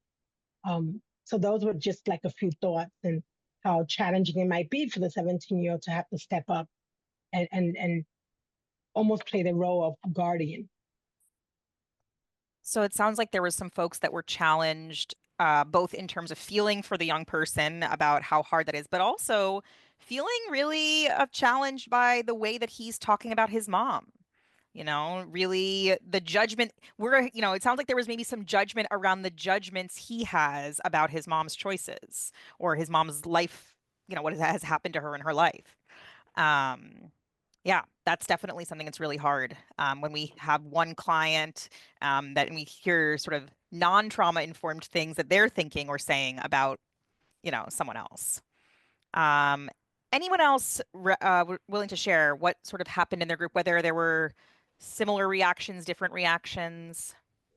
We read the first one, Mhm. and there was overall general agreement about the mom being overwhelmed, kind of like with the child acting out, and felt like she was put in a corner. She was exhausted, angry, overburdened, afraid of being judged, didn't have any support, looking for a way to connect with someone. So we felt similarly all on that. And then we felt like what we wanted to say to her was that it's okay. It's a universal experience of being a mother. You're not the only one in the situation, to kind of normalize it. Mm-hmm. Great. So you really felt like there was this urge to do some like sort of almost soothing. Mm-hmm. Okay. Great. My For our group, Oop, sorry. Ishara, I think I saw you unmute, and then Danielle, I also saw you in. So Ishara, why don't you go first, and then Danielle, you can. I'll be quick because I kind of am gonna Don't worry. piggyback off of the first one. So we read the same vignette, and my group kind of like we felt the same. We were very similar in our feelings about like mom just being overwhelmed. Like we even felt overwhelmed just reading the vignette. Like I talked about like feeling anxious, and then my heart started pounding after I heard the entire thing. I was just like, wow, this is a lot. And I think we had similar accounts just because we were coming from more of like a clinical lens, both of us together. So we didn't really have much, like many members of our group that were like different or come from different, lenses. So I think it would have been nice if we did have some little devil advocate, but I think we were pretty similar because of that reason. Yeah. I'm curious if anyone can comment also, and as you just shared, how does that, whatever you're feeling overwhelmed with them, right? Feeling your own, like how does that impact how you might show up in the room with that person? And if any else wants to share that perspective, right? Whatever it brings up in you, how can that impact how you show up in the room? It can make you feel just as overwhelmed or frustrated at times. If you're dealing with a group too, even worse, because if you're dealing with a group, that means they're probably combative, talking back, like, you know, any family or couples or whatever like that. So that can heighten the tension and make you feel vigilant and make you feel a little bit overwhelmed and searching for the right answers, but almost want to be directive, or if I'm using the right word, you know, more like assertive and directive when you're talking to them, as opposed to being conscious of saying the right therapeutic terms sometimes. Gotcha. Yeah, that and I think like you're saying, Ayana, that's definitely a group or a family session or a couple session. Like when that also can definitely impact and increase the kind of level of feeling overwhelmed. I was Susan, gonna say, oh, yeah. sorry. Oh no, please go ahead. I was gonna just say, like, just to piggyback what you said more, like for me, if I'm like anxious or if I'm like feeling a lot of those things and not checking like where I'm at, then I'm probably not gonna look at things from a trauma lens and more of a problem lens, because I'm just, you know, focused and on the wrong things. So I think it's really good just to check yourself and where you're at before you're like working with people or in the moment, knowing like, okay, I'm a little anxious and I need to like take a step back or like talk to the family about like focusing on one thing so that we are not feeling all. Thank you for that, Ishara. And Susan kind of in the chat says, feeling like it's so important to show acceptance when you sense the mom seems defensive, right? So, you know, and it's a good point, because as we mentioned, and I think Jackie talked a little about this before, like sometimes what's coming up for you might lead you to want to sort of solve the problem or jump to solutions or soothe the person. And I think in this case, Susan, you're talking about to demonstrate acceptance when you sense the mom sees defensive, right? So we might just try to create an accepting kind of, and you know, as we talked about, that could be a difficult line to walk, because, you know, are we accepting, like, what are we accepting, their experience of the event or how they're responding, i.e., you know, either, you know, difficult behavior or behavior that can be really hard for others to kind of understand.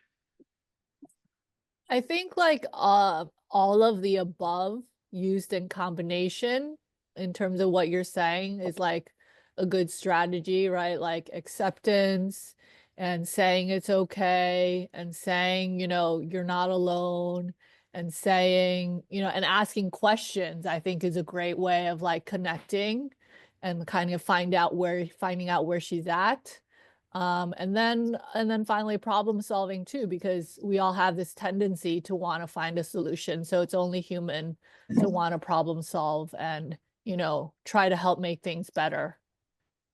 Thank you for sharing that. And I just want to, I'm going to give a shot at pronouncing your name. Is it Usuri? It's Usuri. Usuri. Thank you, Usuri. No Thank problem. you. And I think, yes, and I think oftentimes, you know, we're in that place where, again, how folks are sort of reacting, responding, acting, behaving is going to bring up stuff. And I think somebody already mentioned that that's the most critical piece that we're starting off with, is being aware of what it's bringing up for you, and then trying to figure out how to match and meet the person where they're at. And that can be very different for different people, obviously. Yeah. I also, before we move on, oh, sorry. Oh, sorry. No, Before we go move ahead. on, Go I ahead. also, oh, are you moving the slides, or is I it think just we happening? both are. So here you go. I think we're in the right. Okay, great. So I wanted to also, I think Danielle, I didn't mean to cut you off earlier. I just wanted to make sure that you got to speak since you had unmuted earlier. No, it's fine. Don't worry about it. I think we've covered most of the points and the things I was going to say. Okay, great. So thank you, though, for acknowledging that. Of course, of course. So I'd love to hear, Ashara, you mentioned that there's something that, you know, how important it is to you that you check yourself before you are going into some of those situations that you might find, you know, activating or difficult, or where judgment is coming up. And I'm wondering, you don't have to be the person that gives us, but I feel like you might, maybe you have some strategies, or others have some strategies that they use to check this, because it is hard, right? It's really hard so I'm wondering whether it's a preparatory thing that folks do, or maybe in the moment. How do you help yourself to manage those judgments, those reactions, those urges in the moment? Well, for me, I just go by my personal experience. I think it's really important to know like what triggers you or what puts you in a bad mood. And just know a lot about yourself. And like for me personally, I know that I'm in a really bad mood when I'm hungry, and I'm in a really bad mood when I'm tired. So I definitely try to focus on those mostly. And then before I walk in a home, just asking myself, like, where am I at right now? You know, am I hungry? Am I tired? Am I a little bit moody? Am I on edge? And just knowing like where I'm at, and then like trying to really look at like, okay, let me try to find ways to either decrease that mood by listening to music, that self-care stuff. So like really asking yourself, like, where am I right now? Because if you don't know, then you won't know how to help yourself. Yeah. Great. Others? Yeah. And please feel free to use the chat as well. But if you want to unmute yourself, please feel free to share. Hacks or tricks, what do you all do to help manage your own judgments, reactions, and urges? This is, oh, sorry, go ahead. Oh, no, I'm just reading a chat, but go ahead, Usuri.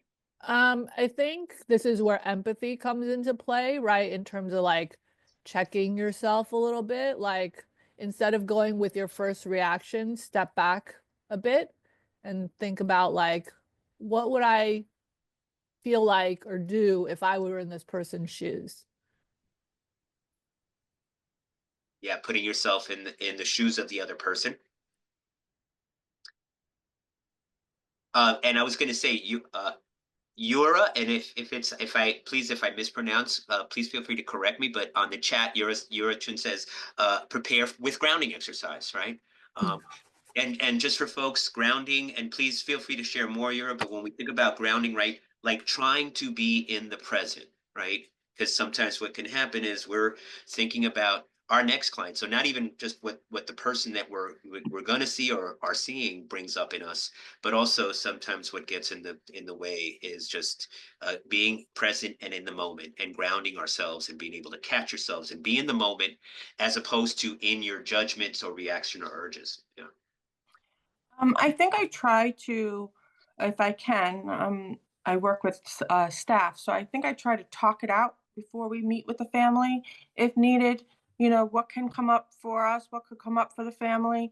So kind of being able to have our hats on before meeting with the family ourselves. And in a way, it is a grounding exercise if you think about it, kind of thinking in our heads, what's happening, what can we try to, what we can prepare for, we can, and then there's always the unknown.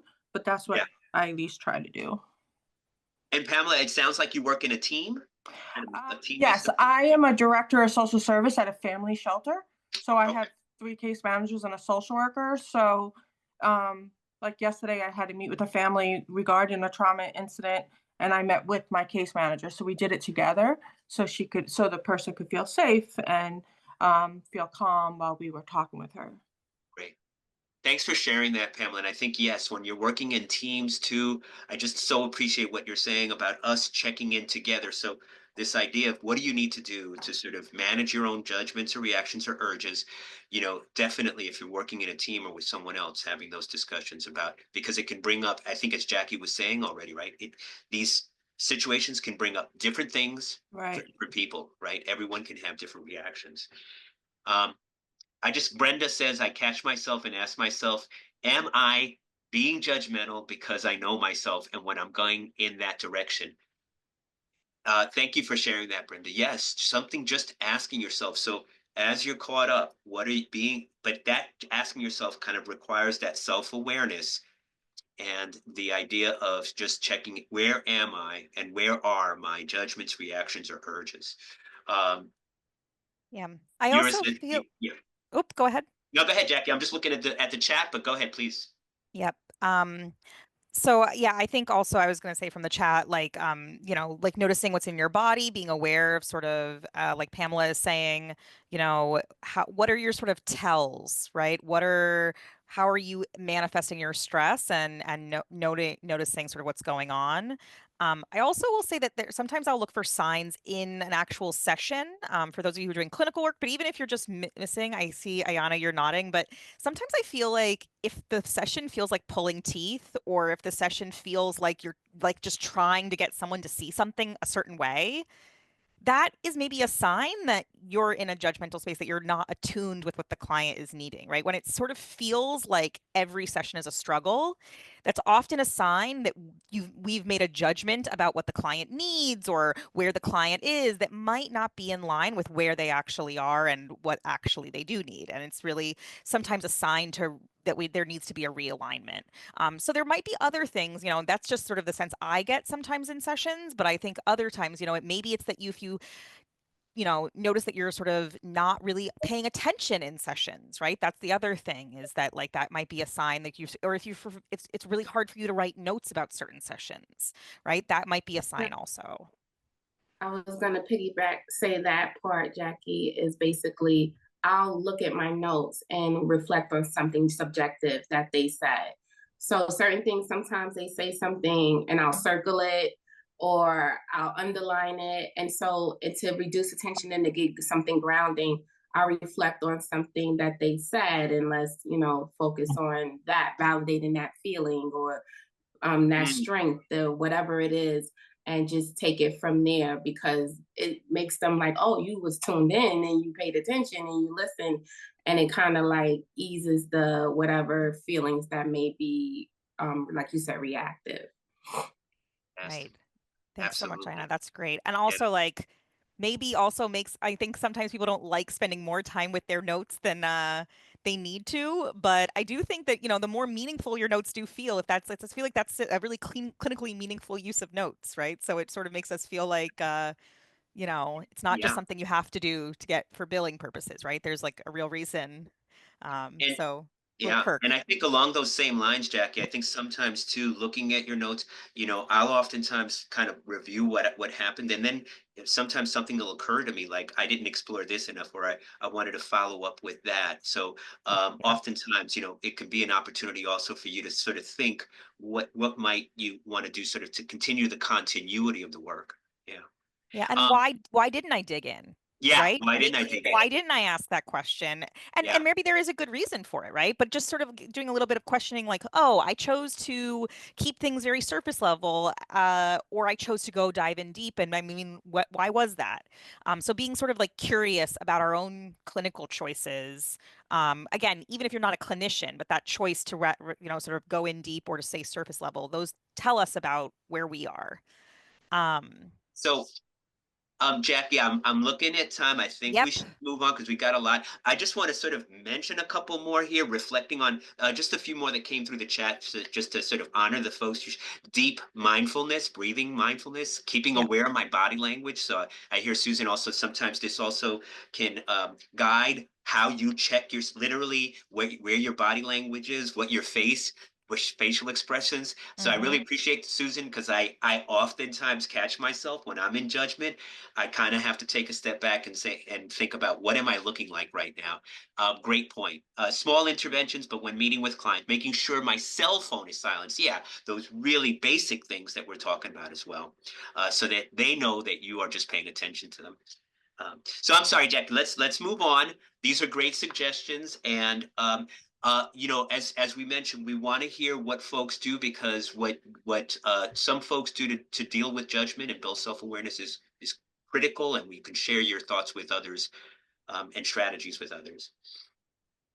So I wanted to, this is sort of what we've just been talking about, but one thing you can do is get yourself, use strategies to stay regulated. This is sort of a review of we talked a little bit about how you think about a client and how is going to impact how you intervene. It's also going to impact how we feel. Right? If we see somebody as being ungrateful, disrespectful, that is activating and can make it harder for us to then intervene in a way that is intentional. And so sometimes just helping use that trauma lens can be regulating. And in addition, we can use regulation strategies to help us be more in our trauma lens. The more regulated we are, the more able we'll be to access that trauma lens. So you can see sort of how those two things are different. We're also going to just practice one strategy we wanted to just introduce to you all. For some of you may be familiar with it, some of you may not. So one type of judgment that often can come up is that need to fix something, right? That's a big judgment. We're all coming into this field. We want to be helpers. We want to make things better for the folks that we work with. And so oftentimes our clients will come to us and we want to make things better. We want to change things. And then sometimes the situations that they're bringing to us are ones where there is no fix. And so it can be really distressing when there is not a good fix, or when we can't be the person that fixes it for them. And so this is a practice that can help us in those kinds of situations to manage that kind of judgment. It's called Tonglen. It's a mindfulness practice. It comes from a Buddhist practice. It's this energetic and symbolic practice of giving and taking. And it's really just a visualization exercise. And it's what we're doing is it's so that part of our work is when we can't fix things, it is that we are sitting in this space with that person. That is a hard space to be in. When you can't change anything, when you're feeling frustrated or grieving, things where there's nothing you can do to change the pain that someone is experiencing, sometimes just your presence, it's about knowing that your presence is enough and using visualization to help to manage some of the distress of being with somebody in their distress. So again, it's helping to overcome the discomfort that comes with bearing witness to suffering, which again can make us, and also can be hard to be compassionate and present with someone when we're in that distress. So we're going to do it now. And if you're somebody for whom breathing practices are difficult for you or distressing for you, I would recommend that you not do this, just because sometimes I know for some folks, if you know that breathing exercises are hard for you, because I know it's true for some folks, I would, you can sit this one out. But if you are interested, then I would recommend you can use sort of a downcast gaze, or you can close your eyes. And let me find my little script. Once I find it, we'll start. Okay, here we go. So beginning by coming to a comfortable seated position, ensuring that the spine is straight and the shoulders are relaxed. Close your eyes when you are ready to practice. Take a few slow and steady breaths to ground your attention to the present moment.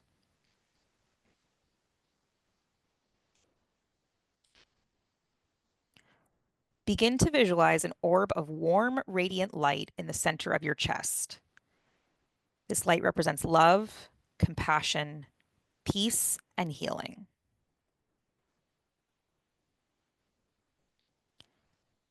Take a few moments to simply be with this light.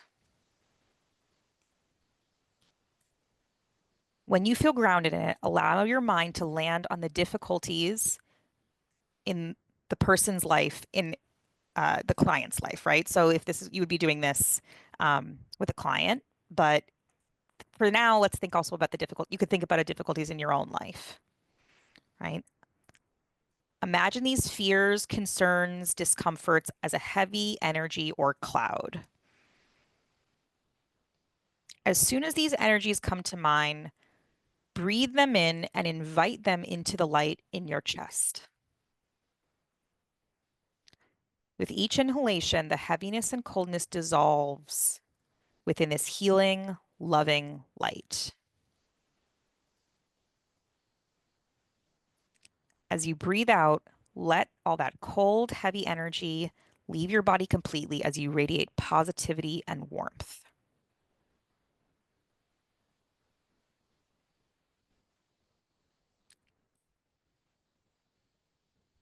Take a few more breaths to continue this practice.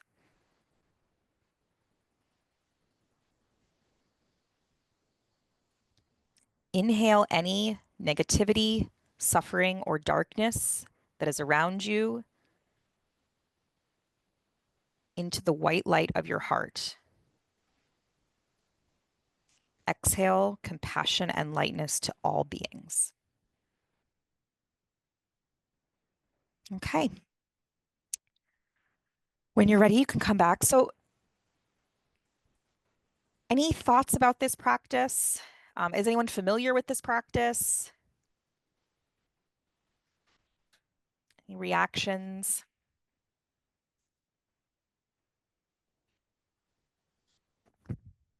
Hi. Yep. So I just want to say that the practice of Tonglen is it's a wonderful practice. It's very healing for both the giver and the receiver, but it is a practice that needs a lot of practice before you put it into practice with someone. So having a script is wonderful, but if a person, and this is something, I'm a Buddhist and I teach Buddhism and I teach mind training and that sort of things. And in our tradition, we recommend that you do not engage in Tonglen practice unless you have a strong meditation practice of your own. And you have a good understanding of what true compassion means. Otherwise, you're setting yourself up to getting caught up in a painful sort of cycle of samsara, if you know what I mean.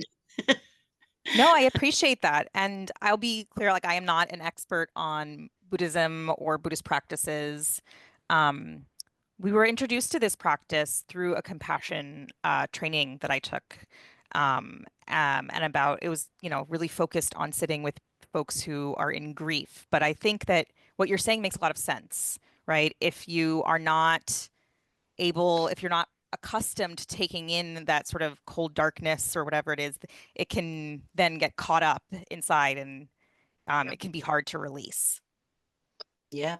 And I Yes. think, Thank you. And I would also add that, like with any mindfulness and meditation practice, I think one of the most important parts of it, right, is to not fall in judgment. So for yourself, and usually, ironically, right, it's to try to sort of remove the judgment and try to live non-judgmentally. And at the same time, what can happen if you're doing the practice before you've really kind of mastered it is to fall into that judgment, not only about the person, but also about yourself. So yes. But I think as a practice, connecting to your compassion and being able to connect to that part of yourself that is able to connect and find that compassion when you're in judgment. However you do it, Tonglen is one way, and it may be something that you would need to practice. But that's a critical piece of the work that we're kind of focusing on. Yeah, one of the things that I just thank you, James or Jimmy, for bringing this up. But one of the ways of maybe begin to practice Tonglen, practice giving and receiving from and with a loved one that is not even present.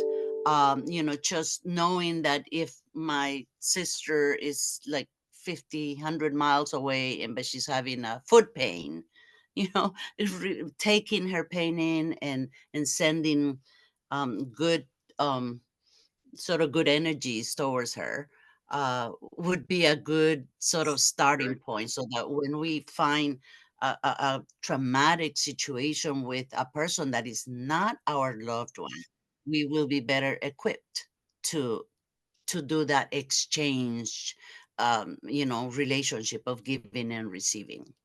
Thank you. Thank you. Yeah, It's a thank great you, Elena. suggestion. Perfect. Yeah. It's a great way to practice with Yes. before you're using it with clients. Great. Yes. Great. All right. Okay, well, we are going to, it's 12:11. I think we're going to take another break. Is that correct, Jim? Yeah, a quick 5-minute break. Let's take a 5-minute break. We're going to start promptly at 12:16. But yeah, water, bio break, whatever you need, 5 minutes, and then we'll start up again at 12:16.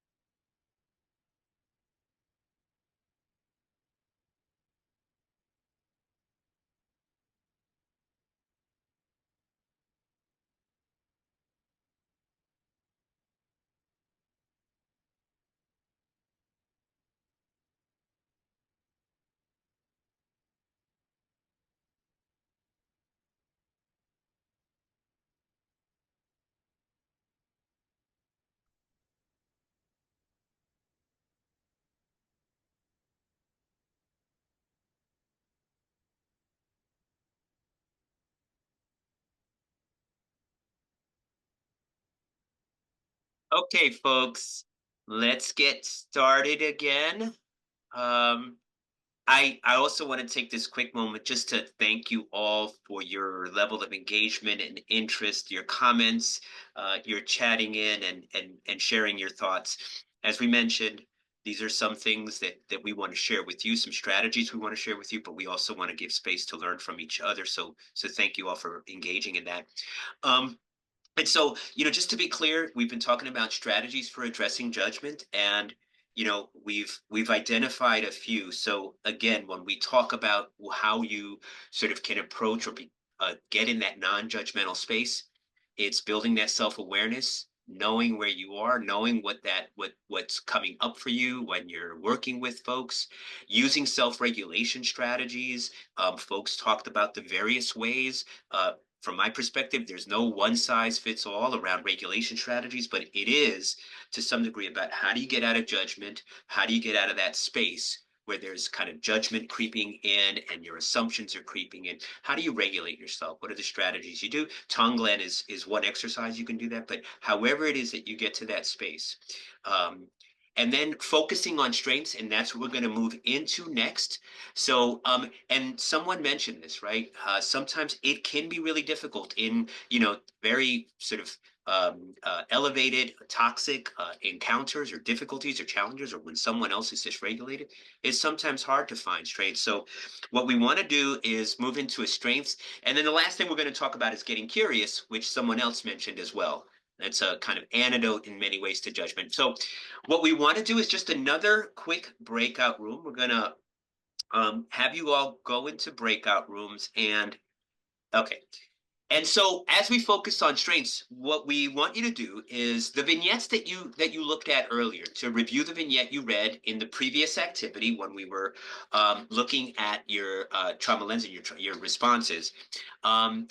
And identify as many strengths as you can based on the information provided. Some of you it sounds like began to have that conversation already about strengths and how you might sort of reframe what you're seeing as strengths. So we want you to take a few minutes to do that. And I guess, but this is a game of where's Waldo? Where are the strengths? How can you find those strengths that might be embedded in the situations that you're reading and missing? So we're going to have you again go back into your breakout rooms. Leslie, I can't remember. Are we going to have the same breakout rooms, or can we have the same breakout rooms? Yeah, they'll be the same as last time. Okay, great. So you'll be in the same breakout rooms. Same as we said earlier, if you have any difficulties, let us know. Again, just to be clear, that's all. Yeah. Sorry, I just wanted to let everyone know that it's the third handout. Oops, sorry. It's the third. Sorry, Jackie. So yeah, it's sorry. So it's you had practice group A. You can see practice group B, and then it's oh, sorry, it's practice group activity 3. Sorry, but it's on page 3, but it's activity 2. Thank you for clarifying, Jackie. Page 3, activity 2. Sorry. So my mistake on the instructions. So page 3. So you're all doing the same vignette. Page 3, activity 2, and you could see it's fillable. It says practice group A, but it's for everybody. So even if you did Carrie last time, everyone's going to do page 3. And again, just you're picking out strains that may be there or that you think, might be there based on the information you have. And then if you can get someone to jot them down so that when we return, we'll just kind of see what folks came up with. And we'll give you all about 10 minutes in your breakout rooms, and then we'll come back.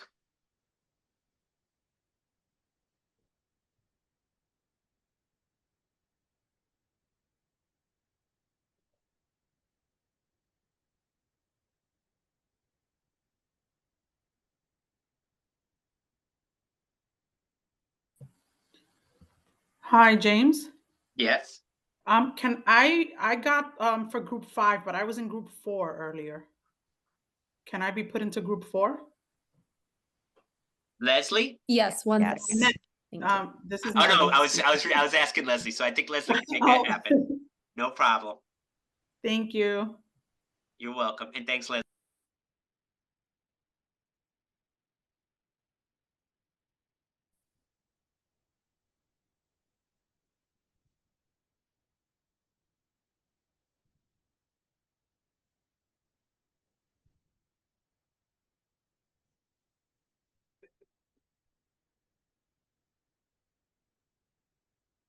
Hi, Jamie. You should have received an invite for group 2, but let me know if you're having trouble accessing it.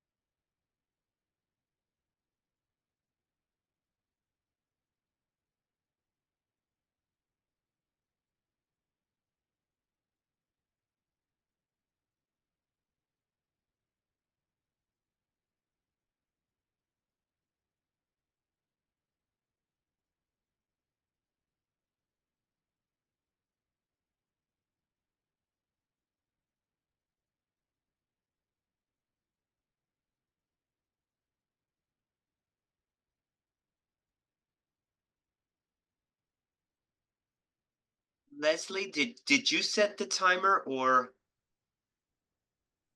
We started them at 12:21. Okay, good. No, just checking. Yeah, just wanted to make sure because I wasn't sure if I should be keeping time, and I just realized I wasn't. So I'm glad All you. good, all good. I'll send Right. out a broadcast just like a couple minutes before.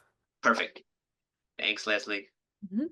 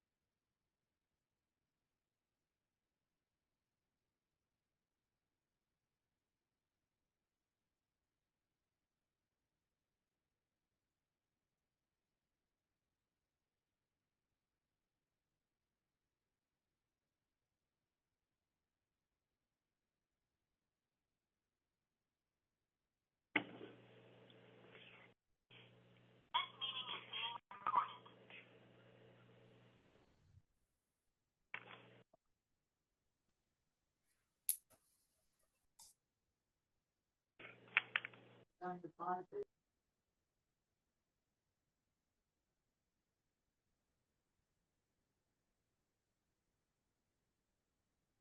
muted. Welcome back, everyone. Welcome back. I'm talking, but I was muted. Thank you all for coming back. And we'd like you to share either through chat or unmuting yourself. Just to give you a little context, really brief, just a reminder, again, this isn't necessarily our trauma-informed care training, because oftentimes we do highlight, for example, the ACEs study. And so I just share this just to keep the responses somewhat in context, but just to remind folks. Bye. Oh, sorry. Just to remind folks, these are just some simple ACEs stats. People with 4 or more ACEs, and I should say 4 or more was high in ACEs, but in many of the settings that you work in, the percentages of folks who have high ACEs are probably much greater than in the general public. And so, 4 or more ACEs, I have to say, unfortunately, it's not a lot in the settings that I work in, but people with 4 or more ACEs are more likely to become heavy drinkers and use illicit drugs. They're more likely 12 times higher likelihood for reporting suicidality. Engaging in risky sexual behaviors. If you have an ACE score of 4 or more, oftentimes engaging in risky sexual behaviors.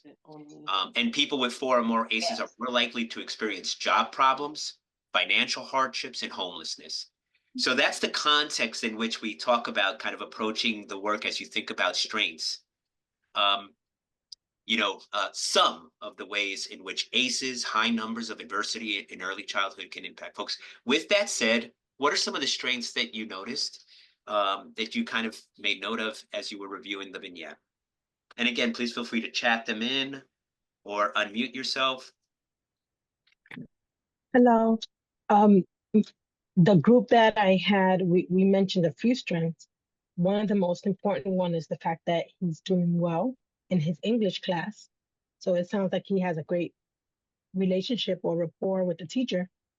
The other thing is, even though he's carving wood as a weapon, it appears that that is a strength, meaning that he's capable of meeting like a goal. The way he did carve it. Another strength that we talked about was the fact that he has a good relationship with a paraprofessional. And that's a strength, even though when the paraprofessional is not there, that's when his behavior doesn't go the right way. Another strength is the fact that I'm wondering who in my group is on, because I'm trying to remember what the other strength that we mentioned. He was able to build a relationship with others. Not everyone, but some people. Right. Okay, thank you. And I'm sorry. And the fact that he was able to verbalize, even though he's angry and everything, but he's able to communicate and have like a conversation about what is bothering him. Okay. That's great. Ayana, I see your hand is raised. Okay, yes. Our group, we discussed the fact that his strengths are that he does attend the English class. Like the young lady said prior, that he gets along with the paraprofessional when they're present. He's attending classes. He's attending school. Even if he may not be attending all his classes, he is going to the building. He turns in some assignments. He's self-aware physiologically because he said my body fills up with hate. So he's feeling something in those moments when he's angry. He's able to express his emotions. Like no one helps me. I feel alone. This class is boring. That's why I'm sleeping. So he's able to express his emotion. He's resilient because the nurse has tried to contact mom. However, they've not been able to get in touch with mom. So if mom is not in the picture, he's still going to school. He's still trying to do homework and do some assignments. He's still trying to engage. So even without mom being present, so we identify he's resilient. Yeah, thank you. And so for any others, anything to add? So we've gotten a lot, and there was a little overlap as well. Any that have been missed that other groups or other folks discussing might want to include? And I'm seeing a lot in the chat that really aligns with what's already been shared. Okay. Yeah, his mother is alive, and he also is linked to a pediatrician. And he does see parts of the school as safe, at least the nurse's office, an English class. You know, and I so appreciate you saying that, because going back to and again, we don't know, right? We there may be intergenerational trauma, so we don't know. But it's interesting because, like I said before, you know, when I was talking about some of the things that we know through ACEs, the more ACEs, right, the greater likelihood that you might have health outcomes, you might have shortened lifespan. I mean, even that, just to think about that, when you said that the mother's alive, you know, it's if there's intergenerational trauma there, sometimes it is surprising to me how some folks literally the strength is they're just alive. When you again, when you understand the context of ACEs and the impact that ACEs can have on all kinds of life outcomes, including shortened lifespan, things like that. So all of those are kind of amazing. So I really appreciate you engaging with that. And I think you hit on, Jackie, were there anything else you wanted to add or that you wanted to highlight? No, I feel like that's you all have done a great job And really yeah, identifying those strengths. absolutely. And I also want to say though that just to be clear, right? If that's what you're looking at, then to me it seems also that you kind of want to find out what is his relationship with that paraprofessional. Why is it that he's responding well in that English class? What's going right? Our normal approach might lead us to, again, the what's wrong approach will be, Michael, why aren't you doing your homework? Michael, why aren't you attending more? Michael, why, right? But if you're looking at these as strains, right? You want to get curious and investigate what's going on in that English class. Why is he doing so well in there? What's his relationship like with that paraprofessional, right? And also, if you're reframing, for example, his comments about school and how he feels about school, but advocating for himself, that he is able to, and then verbalizing, being able to verbalize what he's feeling and express his innermost experiences and demonstrate some self-awareness by communicating those things are also wonderful strains. So it guides the way we approach the work as well. It's not just about kind of setting our judgments aside. It's also about it can guide our decisions about clinical interventions and what we want to know more about and learn more about him. Which brings us to the last kind of topic in this area, strategies for addressing judgment, right? The last thing that we talk about is getting curious. And I think some folks mentioned this earlier, right? When you're in judgment and you're thinking and you have all these assumptions about the person you're working with and they're coming up and you're in that space where you're judging or making assumptions about their behavior, one of the things that we often recommend and push is get curious. A little phrase that many of you may have heard, right? Get curious instead of furious, right? If we're acting out of judgment, we may become more pushy or more aggressive or be angry or furious with our clients or the people that we work with, right? We oftentimes push this idea, get curious instead of furious. So as we think about that, we also, so let's start off. We're going to talk more about curiosity at the next session and do a little bit more about what it looks like for the work that you're doing, for the support that you're providing, the people you're serving. But also, we also want you to think about these are the kinds of questions that you can get curious about. So as we're moving from what's wrong with you to what happened to you and what's right with you, you know, these questions that you can ask yourself, right? As I mentioned already, right? We should be asking what's going on with that paraprofessional? What's going on in that English class that makes him feel connected and engaged? So these are some things that you can get curious about. Where does this behavior come from, right? This goes back to some just old school, you know, basic behavior support, understanding like what is the purpose of this behavior? What is the intent of this behavior? What's behind this behavior? What patterns are emerging from the behavior? And again, these are questions you can ask yourself. On next session, we're going to talk a little bit more what curiosity looks like in practice with the person you're working with. But what feelings is this person experiencing? What can you connect to the feelings behind what they're saying? In Michael's case, frustration, aggravation, he's upset, he's angry, right? Like naming those emotions. And again, that's very different than he's lazy, he's unmotivated, he's disrespectful, right? How does this person cope with their experiences? What are they? How can we see? And someone else earlier, as we were sharing, what you might see as the trauma informed or the trauma lens. Somebody said he's coping, right? So sometimes even the things, and again, just to be clear, right? Understanding how people cope and validating those experiences doesn't mean that you're accepting them, condoning them, or promoting them.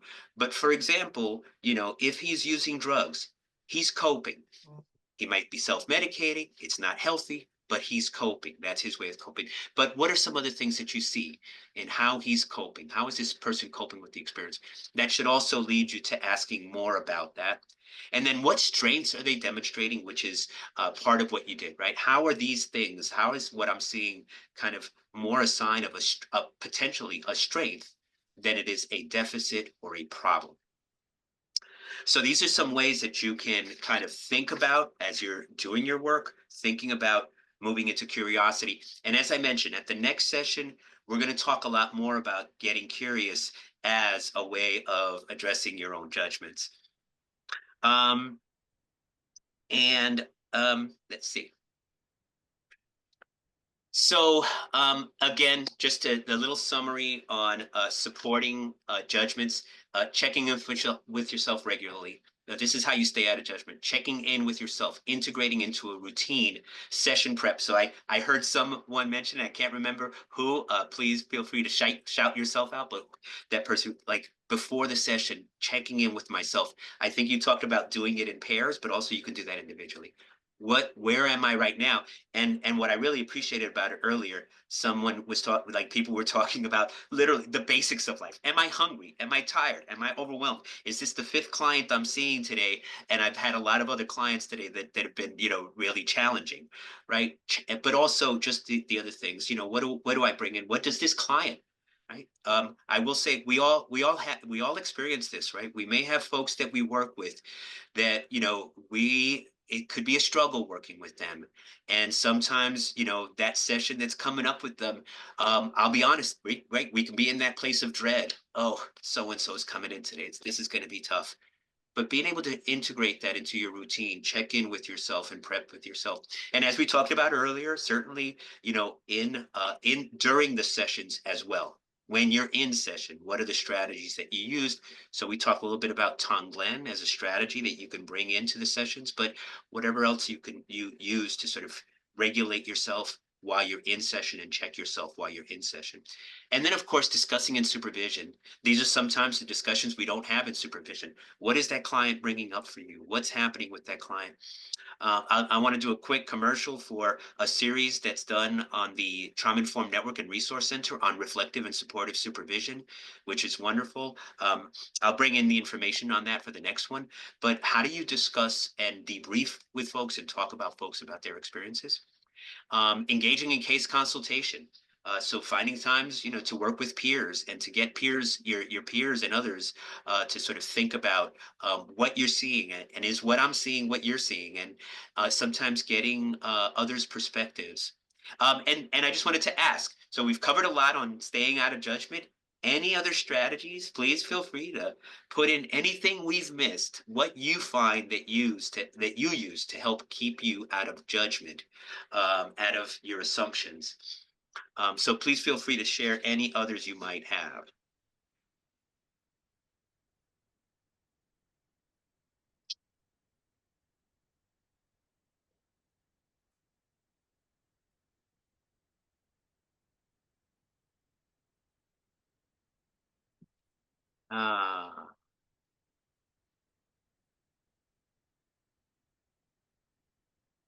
Okay. And I'm not sure. Oh, Thank you for sharing. And I realize it's 12:45, so we're going to be going into kind of preparing for the next session in a minute. So I realize we're at our time, so folks might be a little bit. And again, I appreciate your engagement and your thoughts. Just a couple of things. Lisa says, Garcia, including the client and being honest. Hey, thank you for sharing that, Lisa. Yeah, sometimes we talk about transparency as one of the values of trauma-informed care. We can certainly have more of a discussion on this, but I think it is perfectly okay for when we talk about disclosing self-disclosure to clients. We often think about self-disclosure as like sharing personal information or telling them about your lives. But Lissy, I kind of see what you're saying as so important. We can also disclose what we might be going through. Again, you have to do this kind of think about how you go doing this and when. But yeah, like being able to float back. Hey, last session, I think this went. Well, something that you said last time made me wonder about this. So as you move into curiosity, right, and moving into curiosity as a way of staying out of judgment, right, there's always opportunities to go back and seek deeper understanding and meaning from the person you're working with. If I understood you correctly, Lisa, and if you want to clarify, please feel free. Reminding myself of how I felt when I was misjudged. Great one, Renee. Yes, we don't like it. I think some of you may have seen that that Brene Brown video on empathy when she talks about judgment and how, you know, we all practice it. It is impossible not to do, but also we all experience it. We all experience being judged by others. So yeah, reminding yourself what it was like to be judged and what that looked like. And if you really kind of explore that, you'll also find that a lot of times people do things that sound judgy that they don't think might not sound judgy to others, right? But it's sometimes an internal feeling, a subjective experience of feeling judged. But yes, and sometimes that can happen in unintentional ways. Reminders to yourself why you're there. Thank you, Brenda. Yeah, what's your why?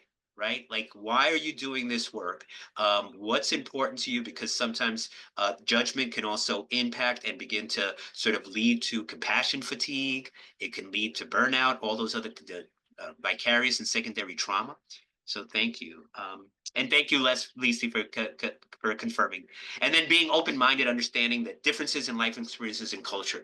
Yes, just we are different. There are people who are different, and sort of the curiosity that we're going to talk about at the beginning of the next session is how do you develop that skill to becoming curious about the person so you can learn as much about and understand their story as much as possible, understand their experience. So actually, Laura, thank you for that last comment, because I'm going to leave it there because that's a wonderful way to segue into the next session. And Jackie, I know I'm passing it off to you, right, Jackie, to I think that we're just wrapping up now. Yeah, we are. Well, so the wrapping up, Jackie, you want to take this, all right? No, you can keep on going. So on our checkout, based on today's session, we just want to ask you a quick check-in. Another way of doing, we're going to kiss this session out a little bit, check out. And what we mean by that is, based on today's session, what are some things that you're going to keep doing? Some things that maybe we talked about in this session that you were like, okay, that works, and I'm going to keep doing that, and I'm going to do that. What are some things that you're going to start doing? Maybe you picked up something that someone said that you're going to start integrating into your own practice and using. And oh my God, excuse the spelling mistake. I don't know how that happened, but what are you going to stop doing? Are there things that maybe this session brought up for you that you're like, okay, I need to check myself on that. I need to stop doing that. Maybe, moving into premature problem solving too soon and trying to soothe other people before it's the right time. So yeah, we just want to leave you. Feel free to unmute yourself or share in the chat. And I see some chat comments coming in. Keep doing, start doing, or stop doing. So let me see what we're getting. These are Joreen says these are the same questions I ask in my supervision and team meetings. Great. Yeah, so those are great questions. Thank you for sharing that, Joreen. And Joreen, if I'm mispronouncing your name, please let me know. But these are great questions. If you're a supervisor, as I said earlier today, this training for some of you, it may be information that you already have. how can you use it? So if you're using this in your supervision, really reinforcing these questions in your team meetings as a way of processing, how do you support clients? Great. Jennifer, keep my mindfulness practice. Yeah, that's always critical. I recently did a series on mindfulness practices offered by NICAB, a very well-known organization that does training. And it was a lot of people talking about mindfulness practice. There was one thing that nearly all the and it was mindfulness for grief, for trauma, for depression, for anxiety, all these different approaches. But one of the things that they talked about, nearly everyone talked about, was starting with yourself as a provider. It always starts with yourself. So I really appreciate you sharing that mindfulness practice, using that to find out and check in on yourself. Keep showing radical acceptance. Thank you, Susan. And Susan, if you want to just unmute yourself so that other people understand what radical acceptance is from your perspective, because sometimes there can be, but radical acceptance. But at the end of the day, it's just about accepting, but feel free to unmute yourself. I don't know if I can say it any better than that, but a lot of it is just with your body language and openness. I think more than with words. It's just like showing like I'm still here, you're not too much. Wherever you are is okay. Like, you know, basically, yeah. Yep. Thank you. And I think that that last piece to me, I just want to underline and amplify it, like wherever you are, because I think that's radical acceptance, right? I'm taking you for wherever you are in this moment, and where you are is wherever you are right now, and accepting that. Again, just to be clear, acceptance doesn't mean condoning or approving of people's responses or behaviors, but just accepting that that's where they are. Keep meeting people where they are. Thank you, Colleen, because that's a nice segue. Check myself, mindfulness. Continue to use strength-based approach. And again, I think you all did a great job with that strengths exercise. It can be really hard to find those strengths, especially when you're in the moment. And then keep listening to others, start focusing more on strengths and checking myself. Stop overthinking. And that's a great, I think, and checking in on yourself is, so I'm just wondering, Jennifer, and please feel free to unmute yourself. The overthinking sometimes is we're sitting there, and I think somebody mentioned this earlier when they were talking about strategies. It's listening to understand rather than listening to respond. So someone I think mentioned that in terms of strategies for staying out of judgment, listening to understand, not to respond. So, and I don't know if this is what you're getting at, Jennifer, but sometimes we're sitting there thinking, okay, what is the right thing for me to say next? Or what is the right question for me to ask next? Or how do I, and sometimes that gets in the way of us simply listening to try to understand the person's story. Yeah. Yeah. Sorry to cut you off. So that too, when it comes to overthinking, and I think also part of it as well, it's like for me, I know like even though I'm working at a school and even though of course I'm a social worker, but especially like meeting people where they're at and how to address the trauma, right? And then overthinking, like, should I do it now? Should I do it later? And it's like, you know what, let me do this because if not, I'm gonna prolong it and I don't want to miss the signs, you know? So part of that Gotcha. as well too. Yeah, yeah. And you know what, in future sessions, we could also talk about, because I think sometimes that can hold us back, especially what you're talking about with regards to exploring someone's trauma in particular, right? That can hold us back. And again, I think there are ways, and we can continue to talk about this at the next session, ways of putting boundaries and making sure that you're also taking care of the person so that you're possibly opening those doors up, but also being able to handle when it comes up and how to approach it. So again, thank you all for the comments. By the way, I just want to say for those of you who want, I believe you can do it. We're going to share save the chat. But if there are things people are sharing in the chat that you want to keep, you can always, I think, copy the chat and get those. But there were wonderful responses. Jackie, let's close it out. I'm sorry. No, I think it's great. Thank you all so much for being here today. Again, like Jim said, I feel like we always leave here learning something from you all. And so I feel like this is a great chance for folks to connect. We have so few opportunities to connect with people doing similar kind of work across the state. And so this is really a special time that we can all sort of get to know each other. Thank you all so much. If you could please give us feedback on this session. We're going to have a larger feedback about the course generally, but this is just for this session. I think the link is in the chat. yes, Leslie put it in the chat. If folks, yes, so we're going to be posting the presentation slides on the website, as well as all of these, all of our resources, the guide, and we will see you all. Our next session is, when is our next session? Well, here's our contact information, and It's Jim, next what's the week. date of our next session? Is it our next week? It's next week. Next It's Wednesday. next week. Yep. We'll see Same you all next time. Wednesday, same time. And if you have any questions, you can either email Jim or Leslie, and just put stars in the subject line so we know what it's about. And yeah, we'll stay here for a couple more minutes while you all finish the evaluation, and also if folks have any questions.